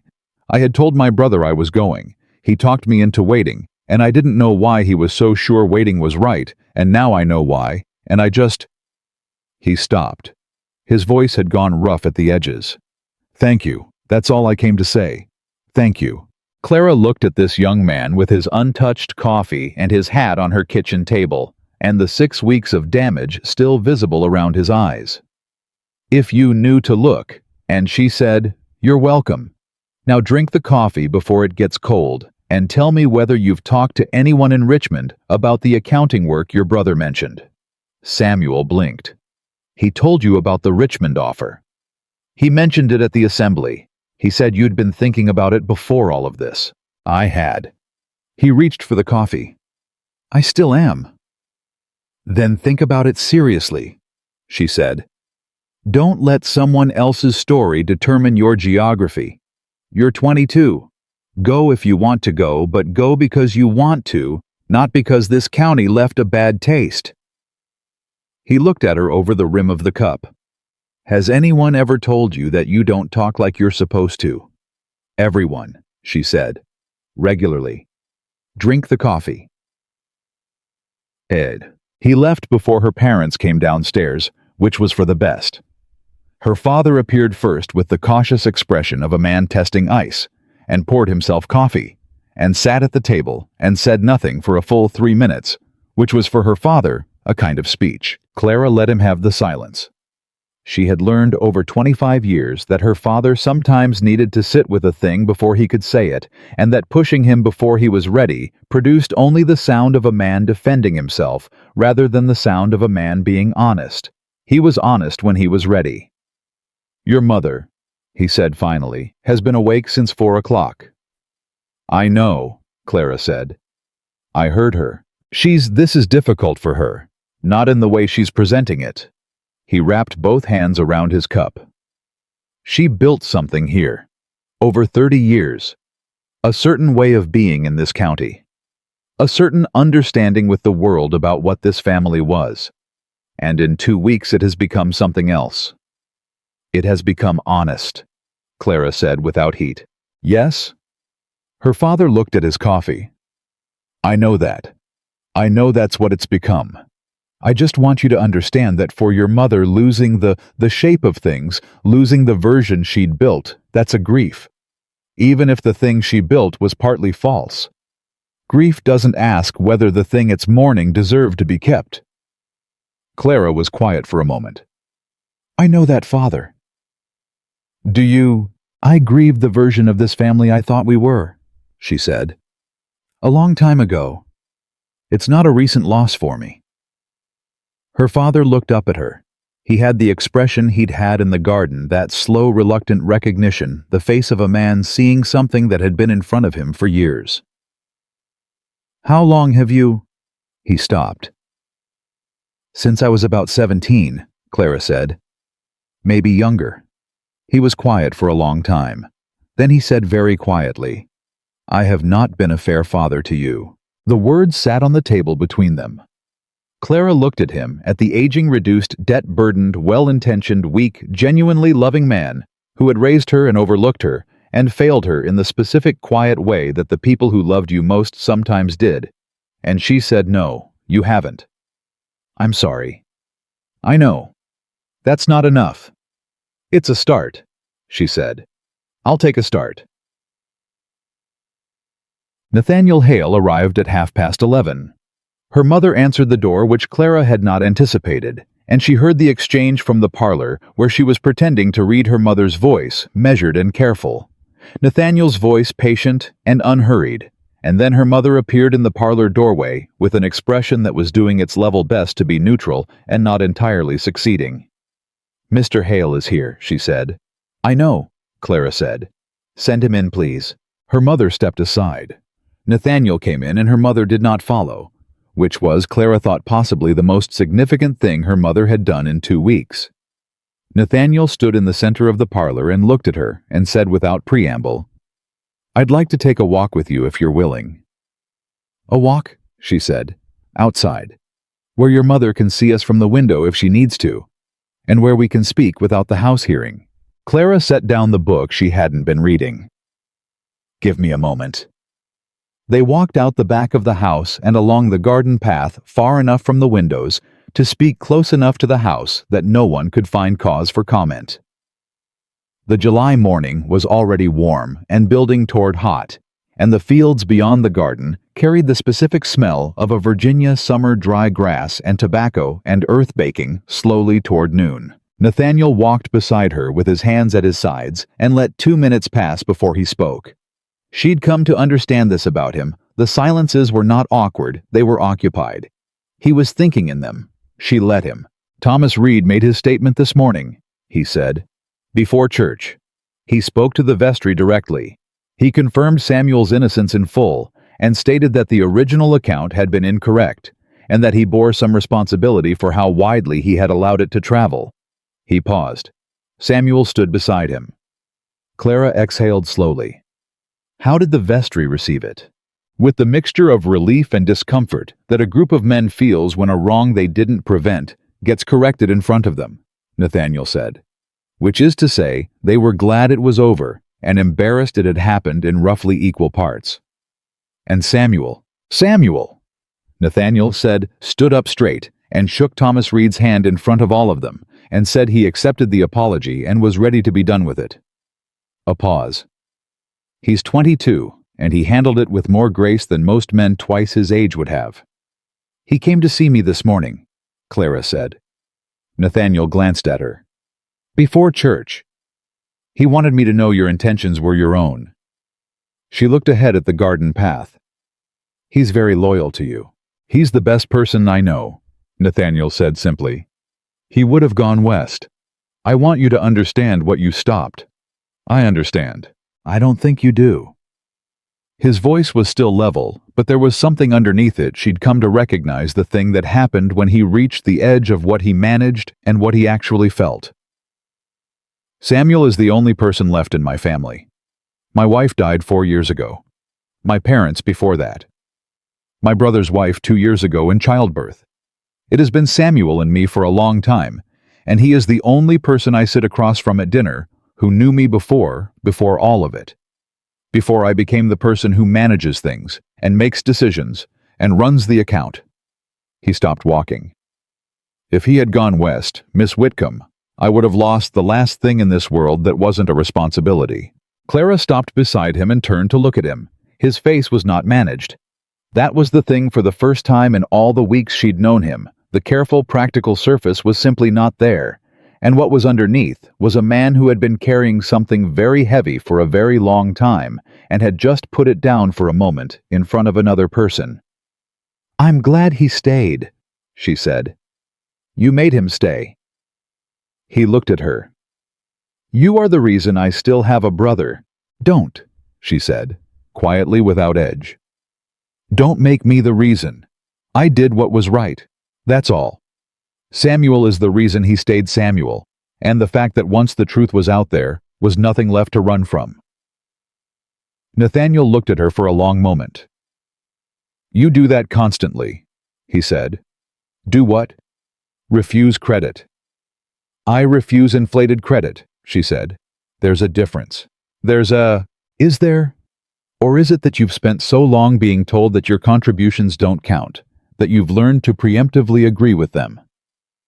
The question landed squarely enough that she felt it in her sternum. She looked away from him for a moment across the garden at the particular quality of the mid-morning light on the tobacco fields beyond. "That," she said finally, "is a very accurate and somewhat annoying observation." "I thought it might be." She looked back at him. "What did you come here to say, Nathaniel?" He held her gaze. "I came to ask you something," he said. "And I want to ask it before things get further along, and the asking becomes complicated by expectation or assumption or the weight of what other people think about it." "Ask it. Would you come to the Hale house for dinner next week?" He said it straightforwardly with no ornament. "Not as a social obligation, not as a gesture.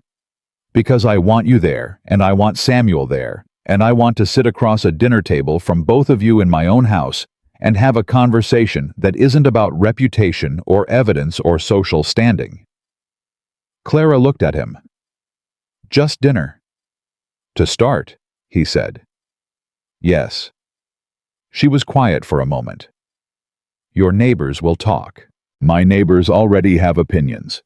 They'll form new ones when they run out of material for the current ones. I can't control that. Your household staff will notice. My household staff has already noticed something," he said dryly. "My housekeeper mentioned your name at breakfast 3 days ago in a context that had nothing to do with the current situation. I believe she is ahead of me on most of this." Clara almost smiled. "And Samuel. Samuel is already planning what he wants to cook," Nathaniel said. "He's been learning from the kitchen girl, and he's alarming about it." "He came to warn me you were coming," Clara said. "He came before church." Nathaniel blinked. Then something moved across his face that was genuine and unguarded, a kind of fond exasperation quickly followed by warmth.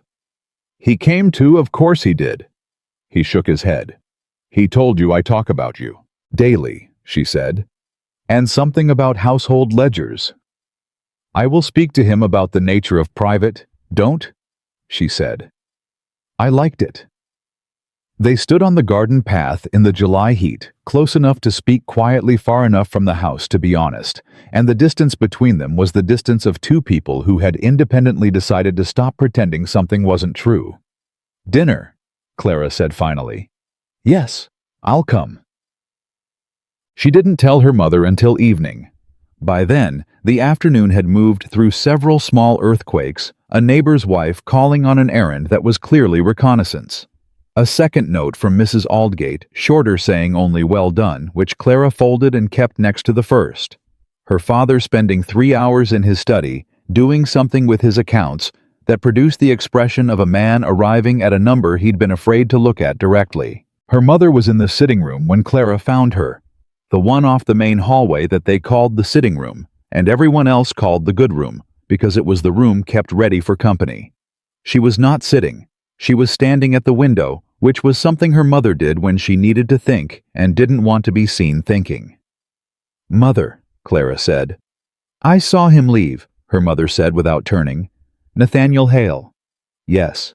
He walked with you in the garden. He asked me to dinner at the Hale house next week." Her mother turned. Her face was complicated in ways Clara was still learning to read. The old complexity of management, and calculation was still there. But underneath it now was something new and softer and considerably less comfortable looking. "And you accepted?" "Yes." "Clara." Her mother crossed to the settee and sat, which was unusual. She rarely chose to sit during difficult conversations, as if remaining standing preserved some advantage. But she sat, and she looked at her hands in her lap, and she said, "I need to ask you something." Clara waited. "Did you—" Her mother started again. "When you went to the Fairchild Assembly, when you decided to tell the truth rather than what we sent you to say, did you know what would happen with Nathaniel Hale?" Clara studied her mother's face. "You're asking if I calculated it." "I'm asking if you knew." "No," Clara said. "I didn't know Nathaniel Hale would cross the room and ask me to dance. I didn't know he'd go to Thomas Reed before I sent the documentation. I didn't know any of it." She paused. "I knew Samuel Hale was innocent. That's what I knew." Her mother was quiet. "And now I know other things," Clara said. "More than I knew 3 weeks ago. He's a serious man," her mother said. Not as a warning, as an observation, and something in her voice had the quality of a woman reassessing, recalculating, arriving at numbers that were different from the ones she'd been running. "Nathaniel Hale is not a man who does things without meaning them." "I know," Clara said. "I want to be—" Her mother stopped. "Tried a different approach. I have not been your ally in this. I know that. I let Margaret use you for years because you never pushed back, and it was easy to let that mean you didn't mind. And that was wrong. That was a wrong I did to you that I can't—" She stopped again. "I don't know how to say this." "Then don't say it all at once," Clara said. She sat down across from her mother, something she rarely did usually. In her mother's presence, she stood or worked, rarely, just sat. "You can say it in pieces. There's time." Her mother looked at her. "You are not what I made you." "No," Clara said. "I'm what I made myself, despite the materials." Her mother laughed, a brief, real startled laugh that Clara hadn't heard from her in years, maybe not since Clara was a child. It lasted only a moment. Then her mother pressed her fingers to her mouth and composed herself and looked back out the window. "What will you do?" she said. If it becomes—" "I'll handle it the way I handle everything," Clara said. Carefully. Honestly. In a way I can stand behind. "You won't ask my advice."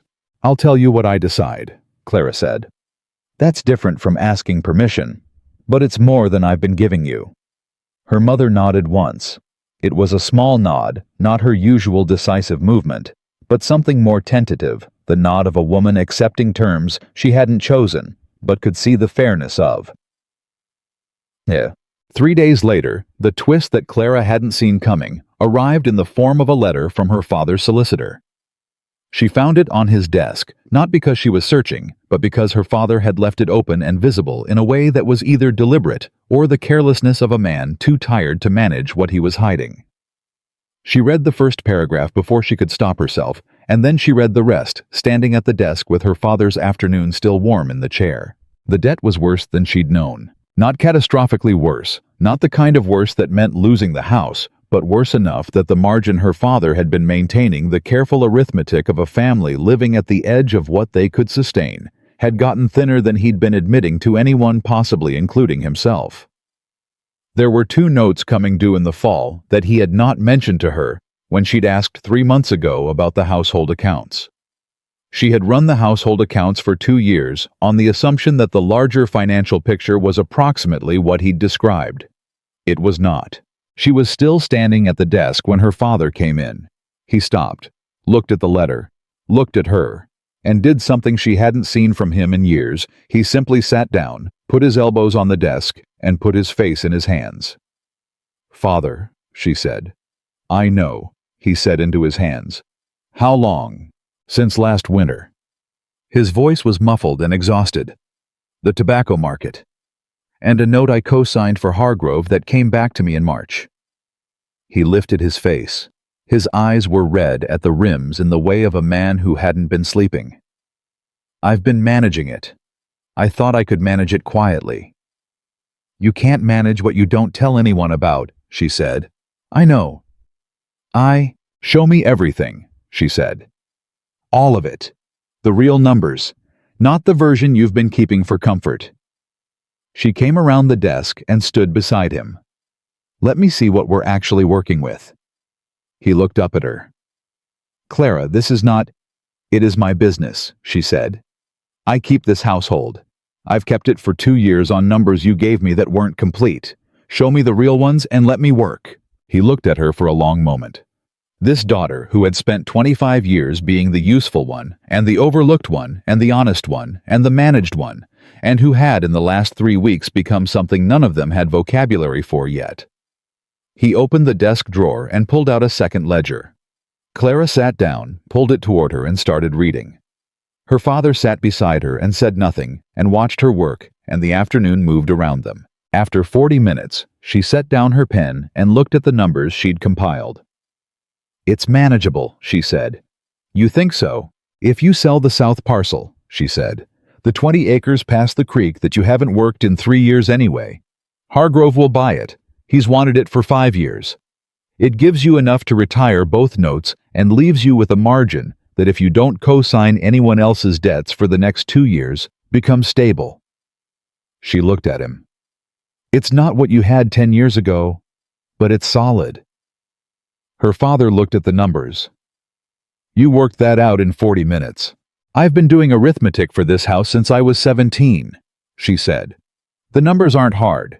They're just uncomfortable to look at directly." He was quiet. Then, "Clara, what Nathaniel Hale, whatever comes of that, you shouldn't enter it because of this. You shouldn't feel that this family's—" "I know," she said firmly. "I won't. Whatever I do for my own reasons. We've established that." She pushed the compiled numbers toward him. "Talk to Hargrove this week. Get the conversation started before the fall notes come due. Don't wait." He picked up the paper, looked at it, folded it carefully. "When did you become this?" he said, not unkindly, almost with wonder. "I've always been this," Clara said. "You were looking at Margaret." He flinched. It was small and real, and she hadn't meant to land it quite that hard. But there it was, the truth of it, in the room sitting at the desk between them. "Yes," he said. "We were." "Don't anymore," she said. "It doesn't serve anyone." Odd. She came to the Hale house for dinner on Thursday evening. Samuel had cooked.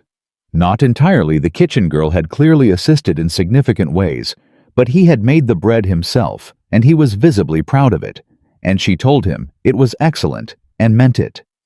They sat at the table in the main room, the three of them, with the summer evening coming through the windows, and the food between them, and the conversation that went, as Nathaniel had promised. It would nowhere near reputation or documentation or the county's opinion of any of them. They talked about Samuel's Richmond offer, which he had written to accept that morning. They talked about the south parcel of the Whitcomb land and whether Hargrove was a fair dealer, which Nathaniel had a practical opinion about.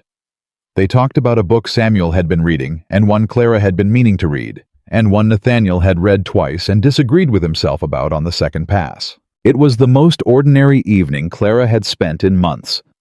It was the best evening she could remember in considerably longer than that. After Samuel cleared the dishes and disappeared into the kitchen with the transparency of a young man performing a task that was entirely a pretext, Nathaniel poured the last of the coffee and looked at Clara across the table. "You're comfortable here," he said. "I am," she said, surprised to find it was simply true. "I didn't expect to be." "Why not?" "I'm not accustomed to rooms where I don't have to manage anything," she said. He was quiet for a moment. "You don't have to manage anything here," he said. "I want you to know that. Whatever is managed in this house is managed by choice, not by default, not because you're useful."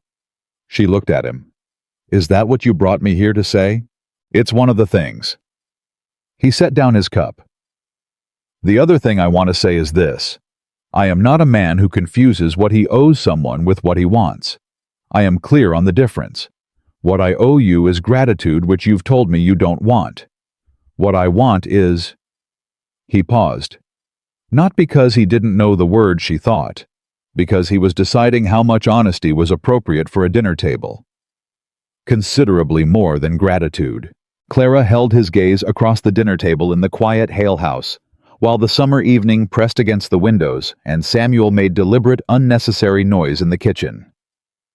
"I know," she said. "I want you to know that I know, and that I'm not running any calculations about it. That what I feel is what I feel, and it doesn't owe anything to the circumstances." "I know that too," he said. "Then we're clear." "We're clear," he agreed. And then quietly, "I would like to call on you, formally, with your family's knowledge." She looked at him for a long moment. At this practical, patient, honest man who had walked across a room toward her when walking across a room cost something. Who had gone to Thomas Reed before anyone asked him to. Who had come to her house and said he was not managing a situation. Who had a brother he loved enough to hold on to, and a dinner table with room enough at it, and a household that didn't need her to be useful to have her place in it. "Yes," she said. "You may call." From the kitchen, Samuel Hale dropped something loudly in a way that was almost certainly intentional and did not come out to investigate the noise. Clara looked at the kitchen doorway, then back at Nathaniel. "Your brother," she said, "is not subtle." "No," Nathaniel agreed. "He has many gifts. Subtlety is not among them. I like him anyway." "So do I," he said. "Every day." And the evening continued unhurried and unhidden in the particular warmth of a house where the truth had been allowed in and discovered it fit. Nathaniel Hale came to call on a Tuesday. He came formally, coat-brushed hat in hand, arriving at the front door rather than the back lane, which was a statement in itself about what kind of call this was. Clara heard the knock from upstairs, where she was helping Margaret sort through a trunk of summer clothes, and she heard her mother answer it, and she heard the specific quality of silence that followed the opening of the door. Margaret looked up. "Is that—" "Yes," Clara said. Margaret looked at her for a moment, with an expression that had been changing slowly over the 2 weeks since the assembly, losing the performance layer by layer, finding something underneath that was less polished and considerably more real. "Go," she said. "I'll finish this." Clara set down the dress she was folding and went downstairs. Her mother was standing in the hallway with the expression of a woman who had spent 30 years managing social situations and had arrived at last at one she wasn't going to manage. She looked at Clara when Clara reached the bottom of the stairs, and what passed across her face was complicated and quick, and resolved itself into something that was almost not quite, but almost a step aside. "He's in the front room," her mother said. "Thank you," Clara said, and meant it in more ways than she had words for. Nathaniel was standing when she came in. He'd declined to sit, she could tell by the way the chair was undisturbed, and he looked at her with the direct, unhurried attention that she had long since stopped trying to interpret as anything other than what it was. "Miss Whitcomb," he said. "Mr. Hale," she said. And then, because formality between them had started to feel like wearing someone else's coat, Nathaniel. He almost smiled. "Clara." Her father appeared in the doorway behind her. She'd expected this. Her mother had clearly gone to fetch him, and he came in with the careful posture of a man prepared to do something correctly for a change. "Mr. Hale, Judge Whitcomb." Nathaniel turned to him with the same directness he gave everyone. "I've come to speak with you about your daughter, Clara. specifically about my intentions toward her, which I'd like to state plainly, rather than let you hear about through the county." Her father glanced at Clara. She held his gaze and let him read whatever he needed to read in it. He looked back at Nathaniel. "Sit down, Mr. Hale. Let's talk." Clara left them to it. Not because she was excluded, she didn't particularly feel excluded from anything anymore, but because she'd said her own piece to Nathaniel at the dinner table on Thursday. And she trusted what she'd said, and she trusted what he'd said back. And the conversation happening in the front room between two men was a formality that mattered for the record, but not for the decision. The decision had already been made. She'd made it herself. She went back upstairs and helped Margaret finish the trunk. Margaret didn't ask what was happening downstairs. She folded clothes with the focused care of a woman who'd found something useful to do with her hands and was not going to let go of it. They worked in the quiet for 10 minutes before she said without looking up, "He's going to ask Father for permission."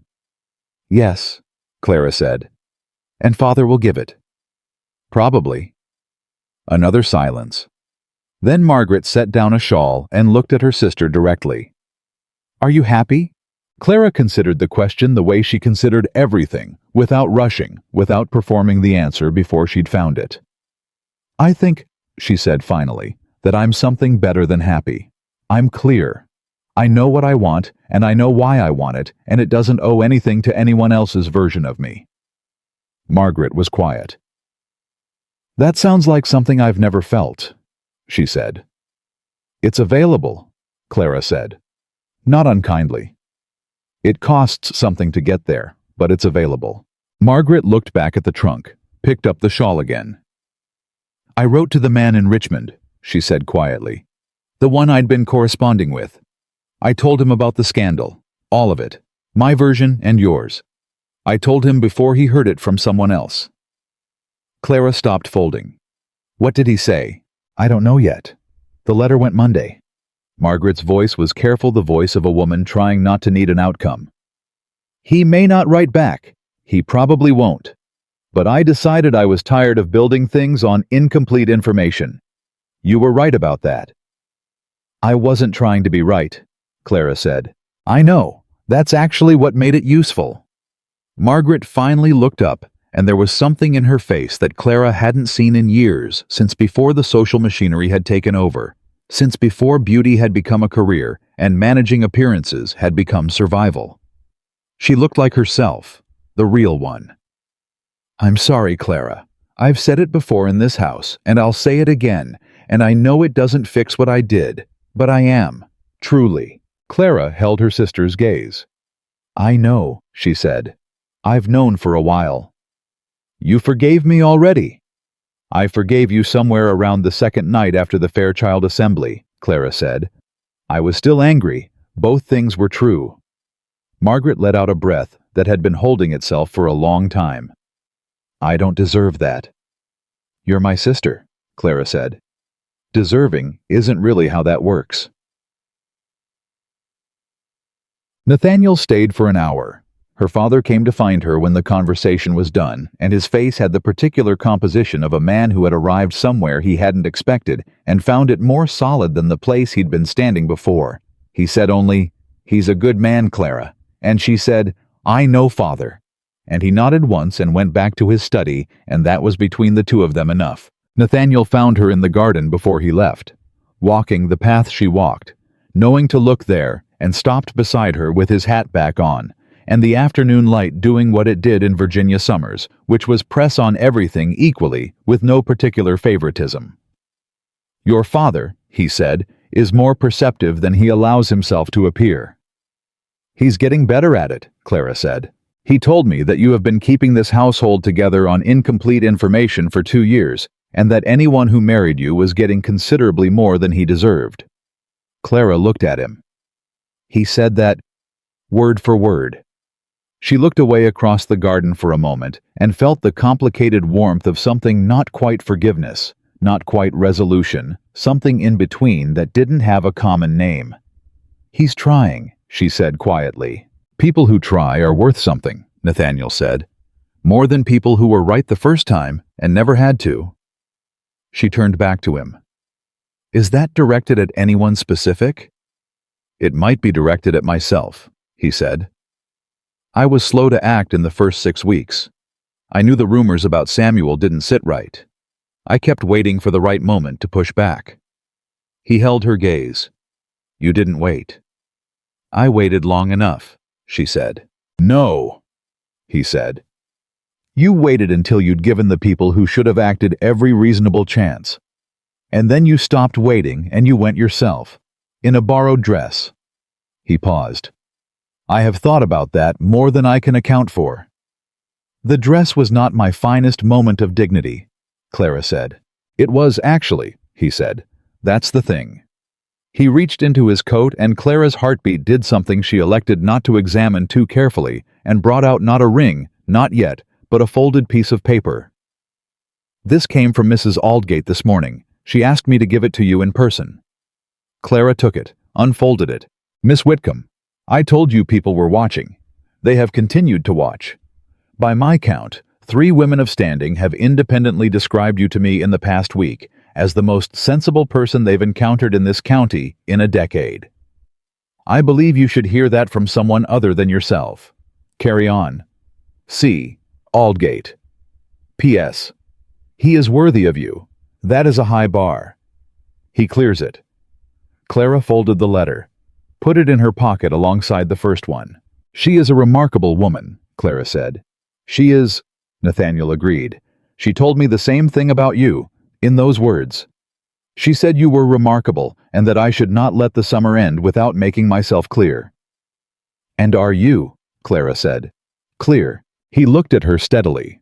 This practical, patient, unhurried man who had walked across rooms when it cost something and sent letters at dawn and gone to Thomas Reed before anyone asked and stayed beside her in difficult rooms and looked at her like the work was visible. I want to marry you, he said, not because of what you did or what you saved or what you're worth to this county or to my family. Because you tell the truth when it costs something and you forgive people without erasing what they did. And you keep a household ledger like a work of art. And you told me I was inconvenient the first week I knew you and I haven't been able to stop thinking about any of it. He paused once. I want to marry you, Clara. I want to know who you are in 10 years and 20. I want the argument and the accounting and the truth-telling and all the rest of it. Clara looked at him. The garden was full of July heat and the specific quality of a summer afternoon that had decided to hold still. I have conditions, she said. I expected you might.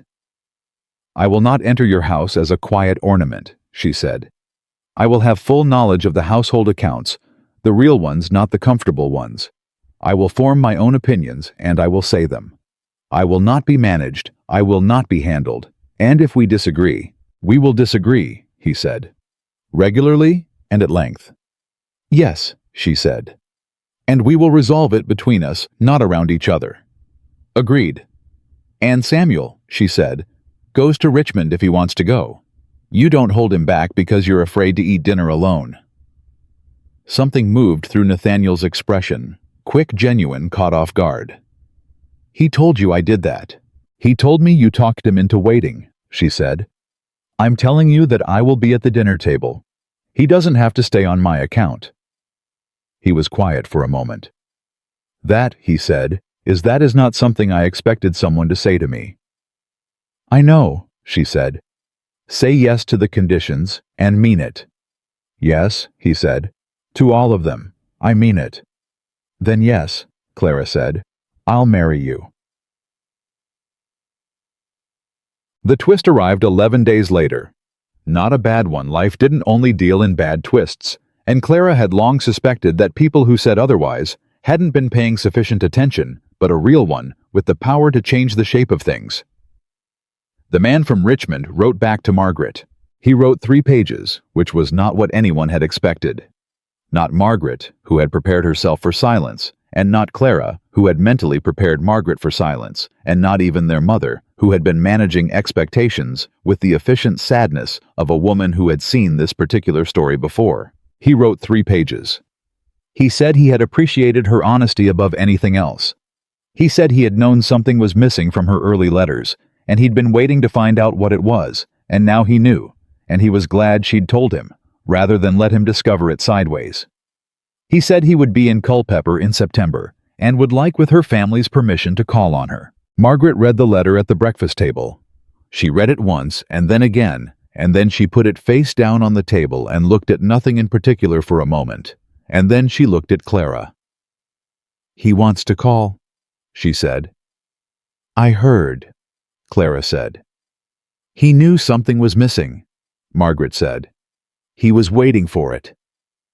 "Some people," Clara said, "are waiting for the real version.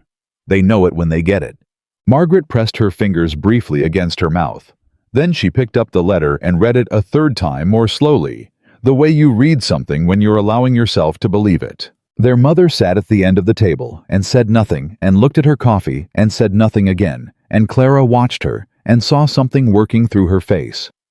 The arithmetic of a woman recalculating, discovering that what she'd spent 30 years believing about the relationship between truth and survival might require revision.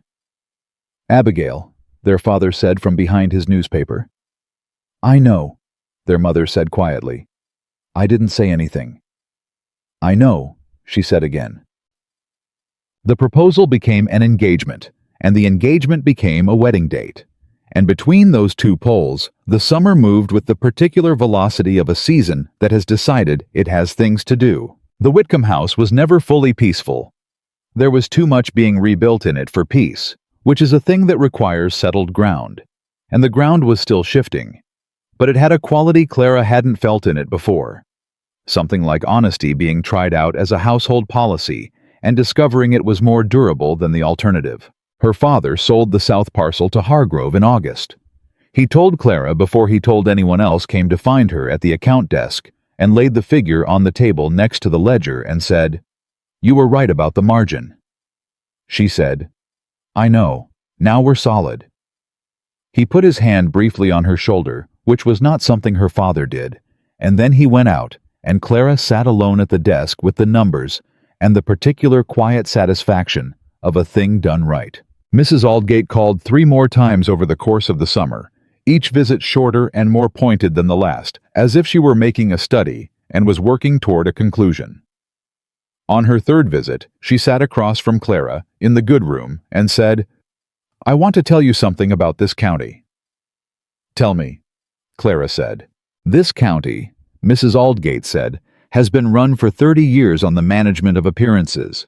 Who is seen, who is not seen, who is believed, who is useful. The women who last, the ones who are still standing at 60, are not the ones who managed appearances best. They're the ones who found something real to stand on and stood on it." She paused. "I want you to know that there are women in this room, figuratively, who have been watching what you did and are quietly grateful for it." "I didn't do it for them," Clara said. "No," Mrs. Aldgate said. "That's what makes it worth something to them." She set down her cup. "I want to come to your wedding, not as a social obligation, as someone who wants to watch you walk into what you've earned." "You're invited," Clara said. "Genuinely." "I know I am," Mrs. Aldgate said. "I'm telling you I want to be there. That's different." The wedding was on the last Saturday of September. Small was the word people used, though small was relative in a county where everyone who mattered had been watching since July.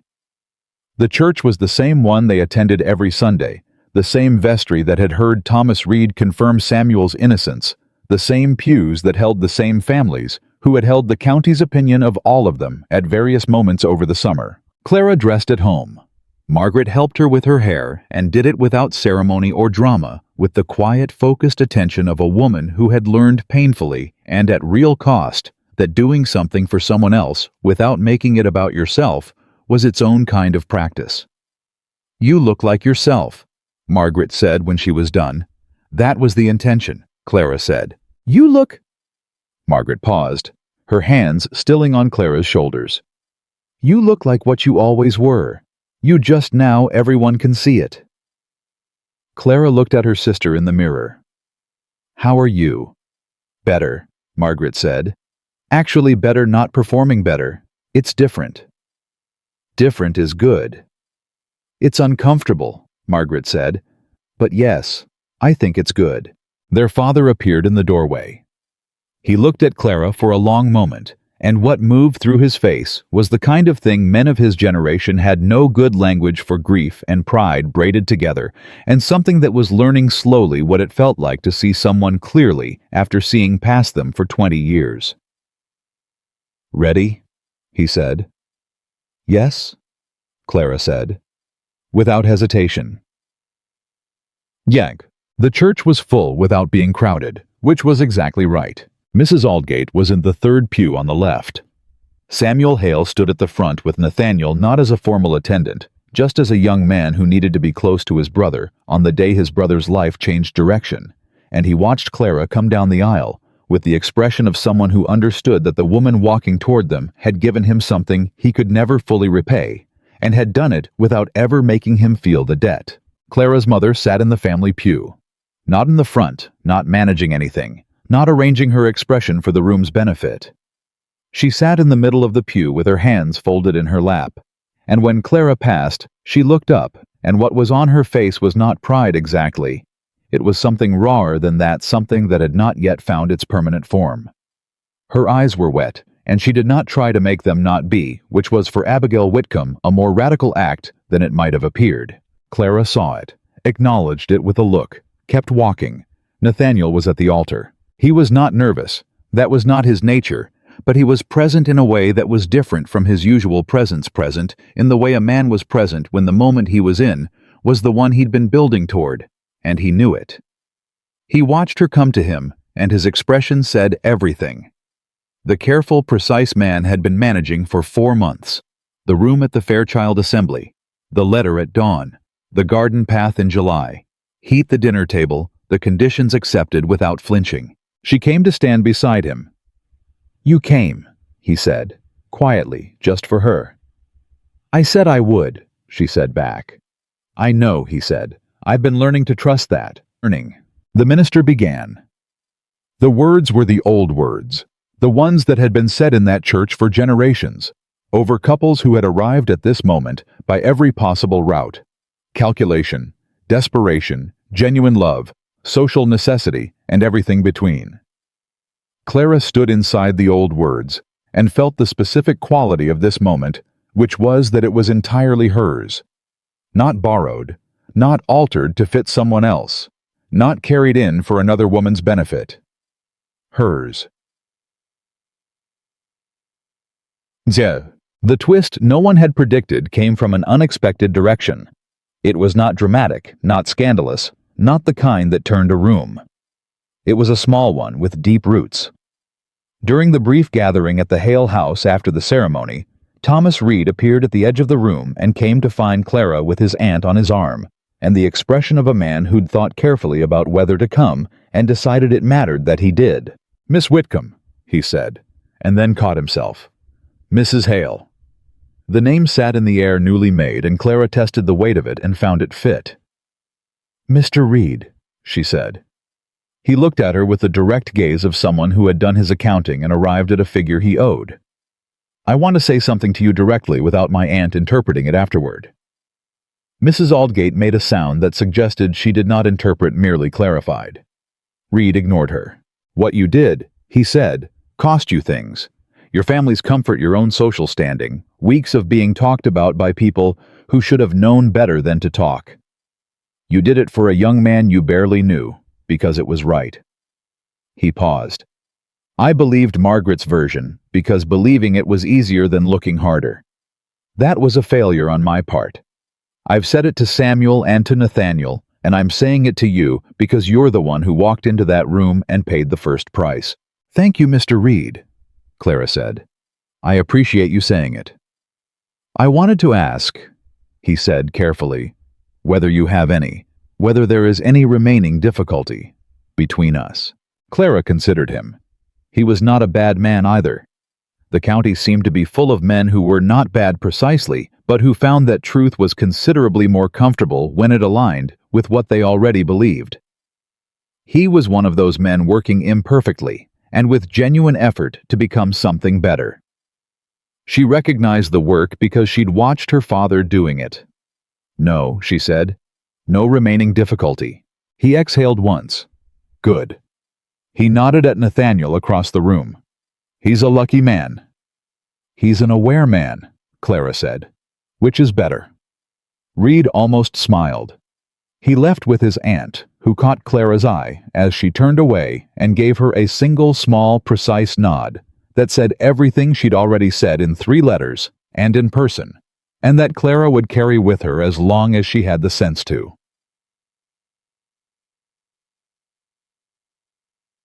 Samuel found her near the end of the afternoon.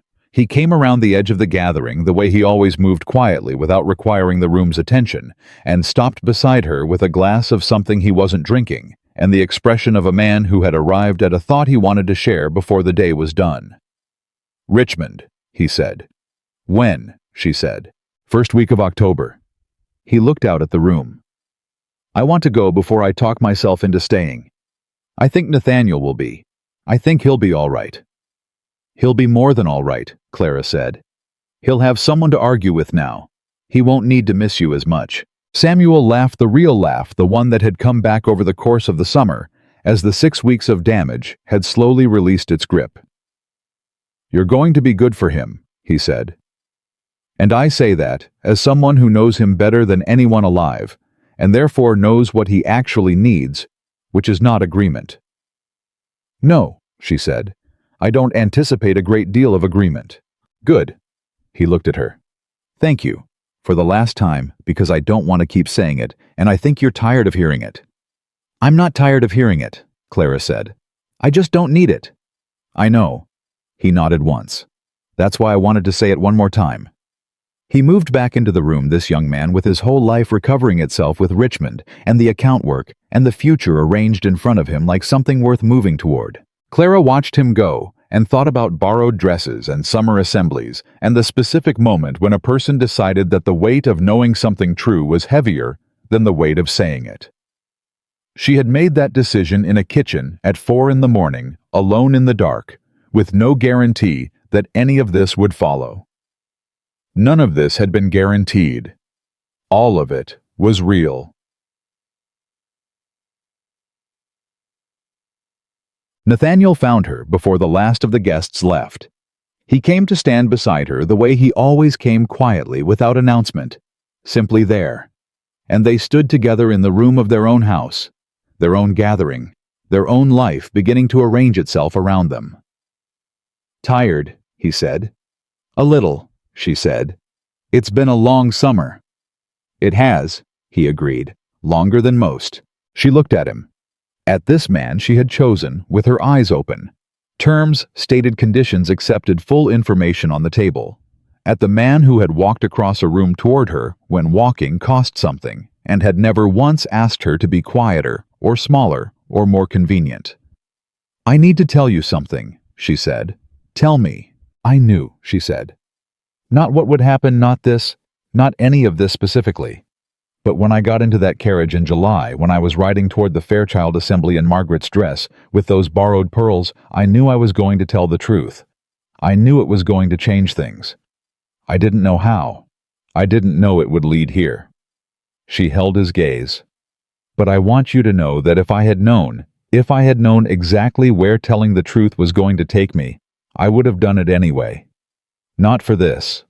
For Samuel. For the right reasons." Nathaniel looked at her for a long, quiet moment. "I know," he said. "That is exactly why I'm here." She leaned just slightly against his shoulder. He put his hand over hers, and they stood together in the room of their own life while the September afternoon moved around them, and the last guests said their goodbyes, and Samuel cleaned up in the kitchen, with the cheerful noise of a young man doing something for the last time in a house he was about to leave with his whole future ahead of him. Clara Whitcomb had spent 25 years being the useful one, the quiet one, the overlooked one, the woman who kept the accounts. No one checked and told the truths, no one asked for, and carried the weight no one acknowledged. They had sent her out in a borrowed dress to apologize for her sister's sins, And she had ridden through a Virginia summer night toward a room full of people who expected her silence.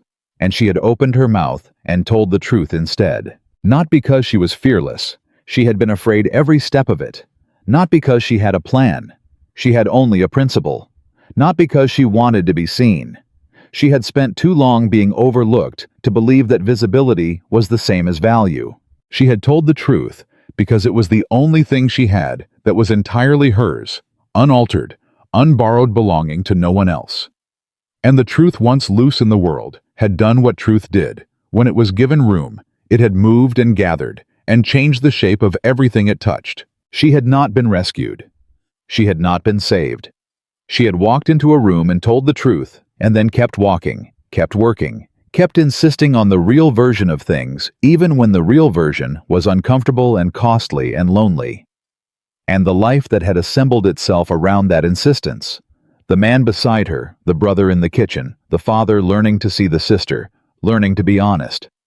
The mother beginning slowly to try. None of it had come to her as a reward. It had come because she had refused in a borrowed dress on a July night to be the woman who lied. That was all. That had been enough. That would always be enough. Clara Hale looked at the life in front of her and found it solid, earned, real, entirely her own, and she did not look back.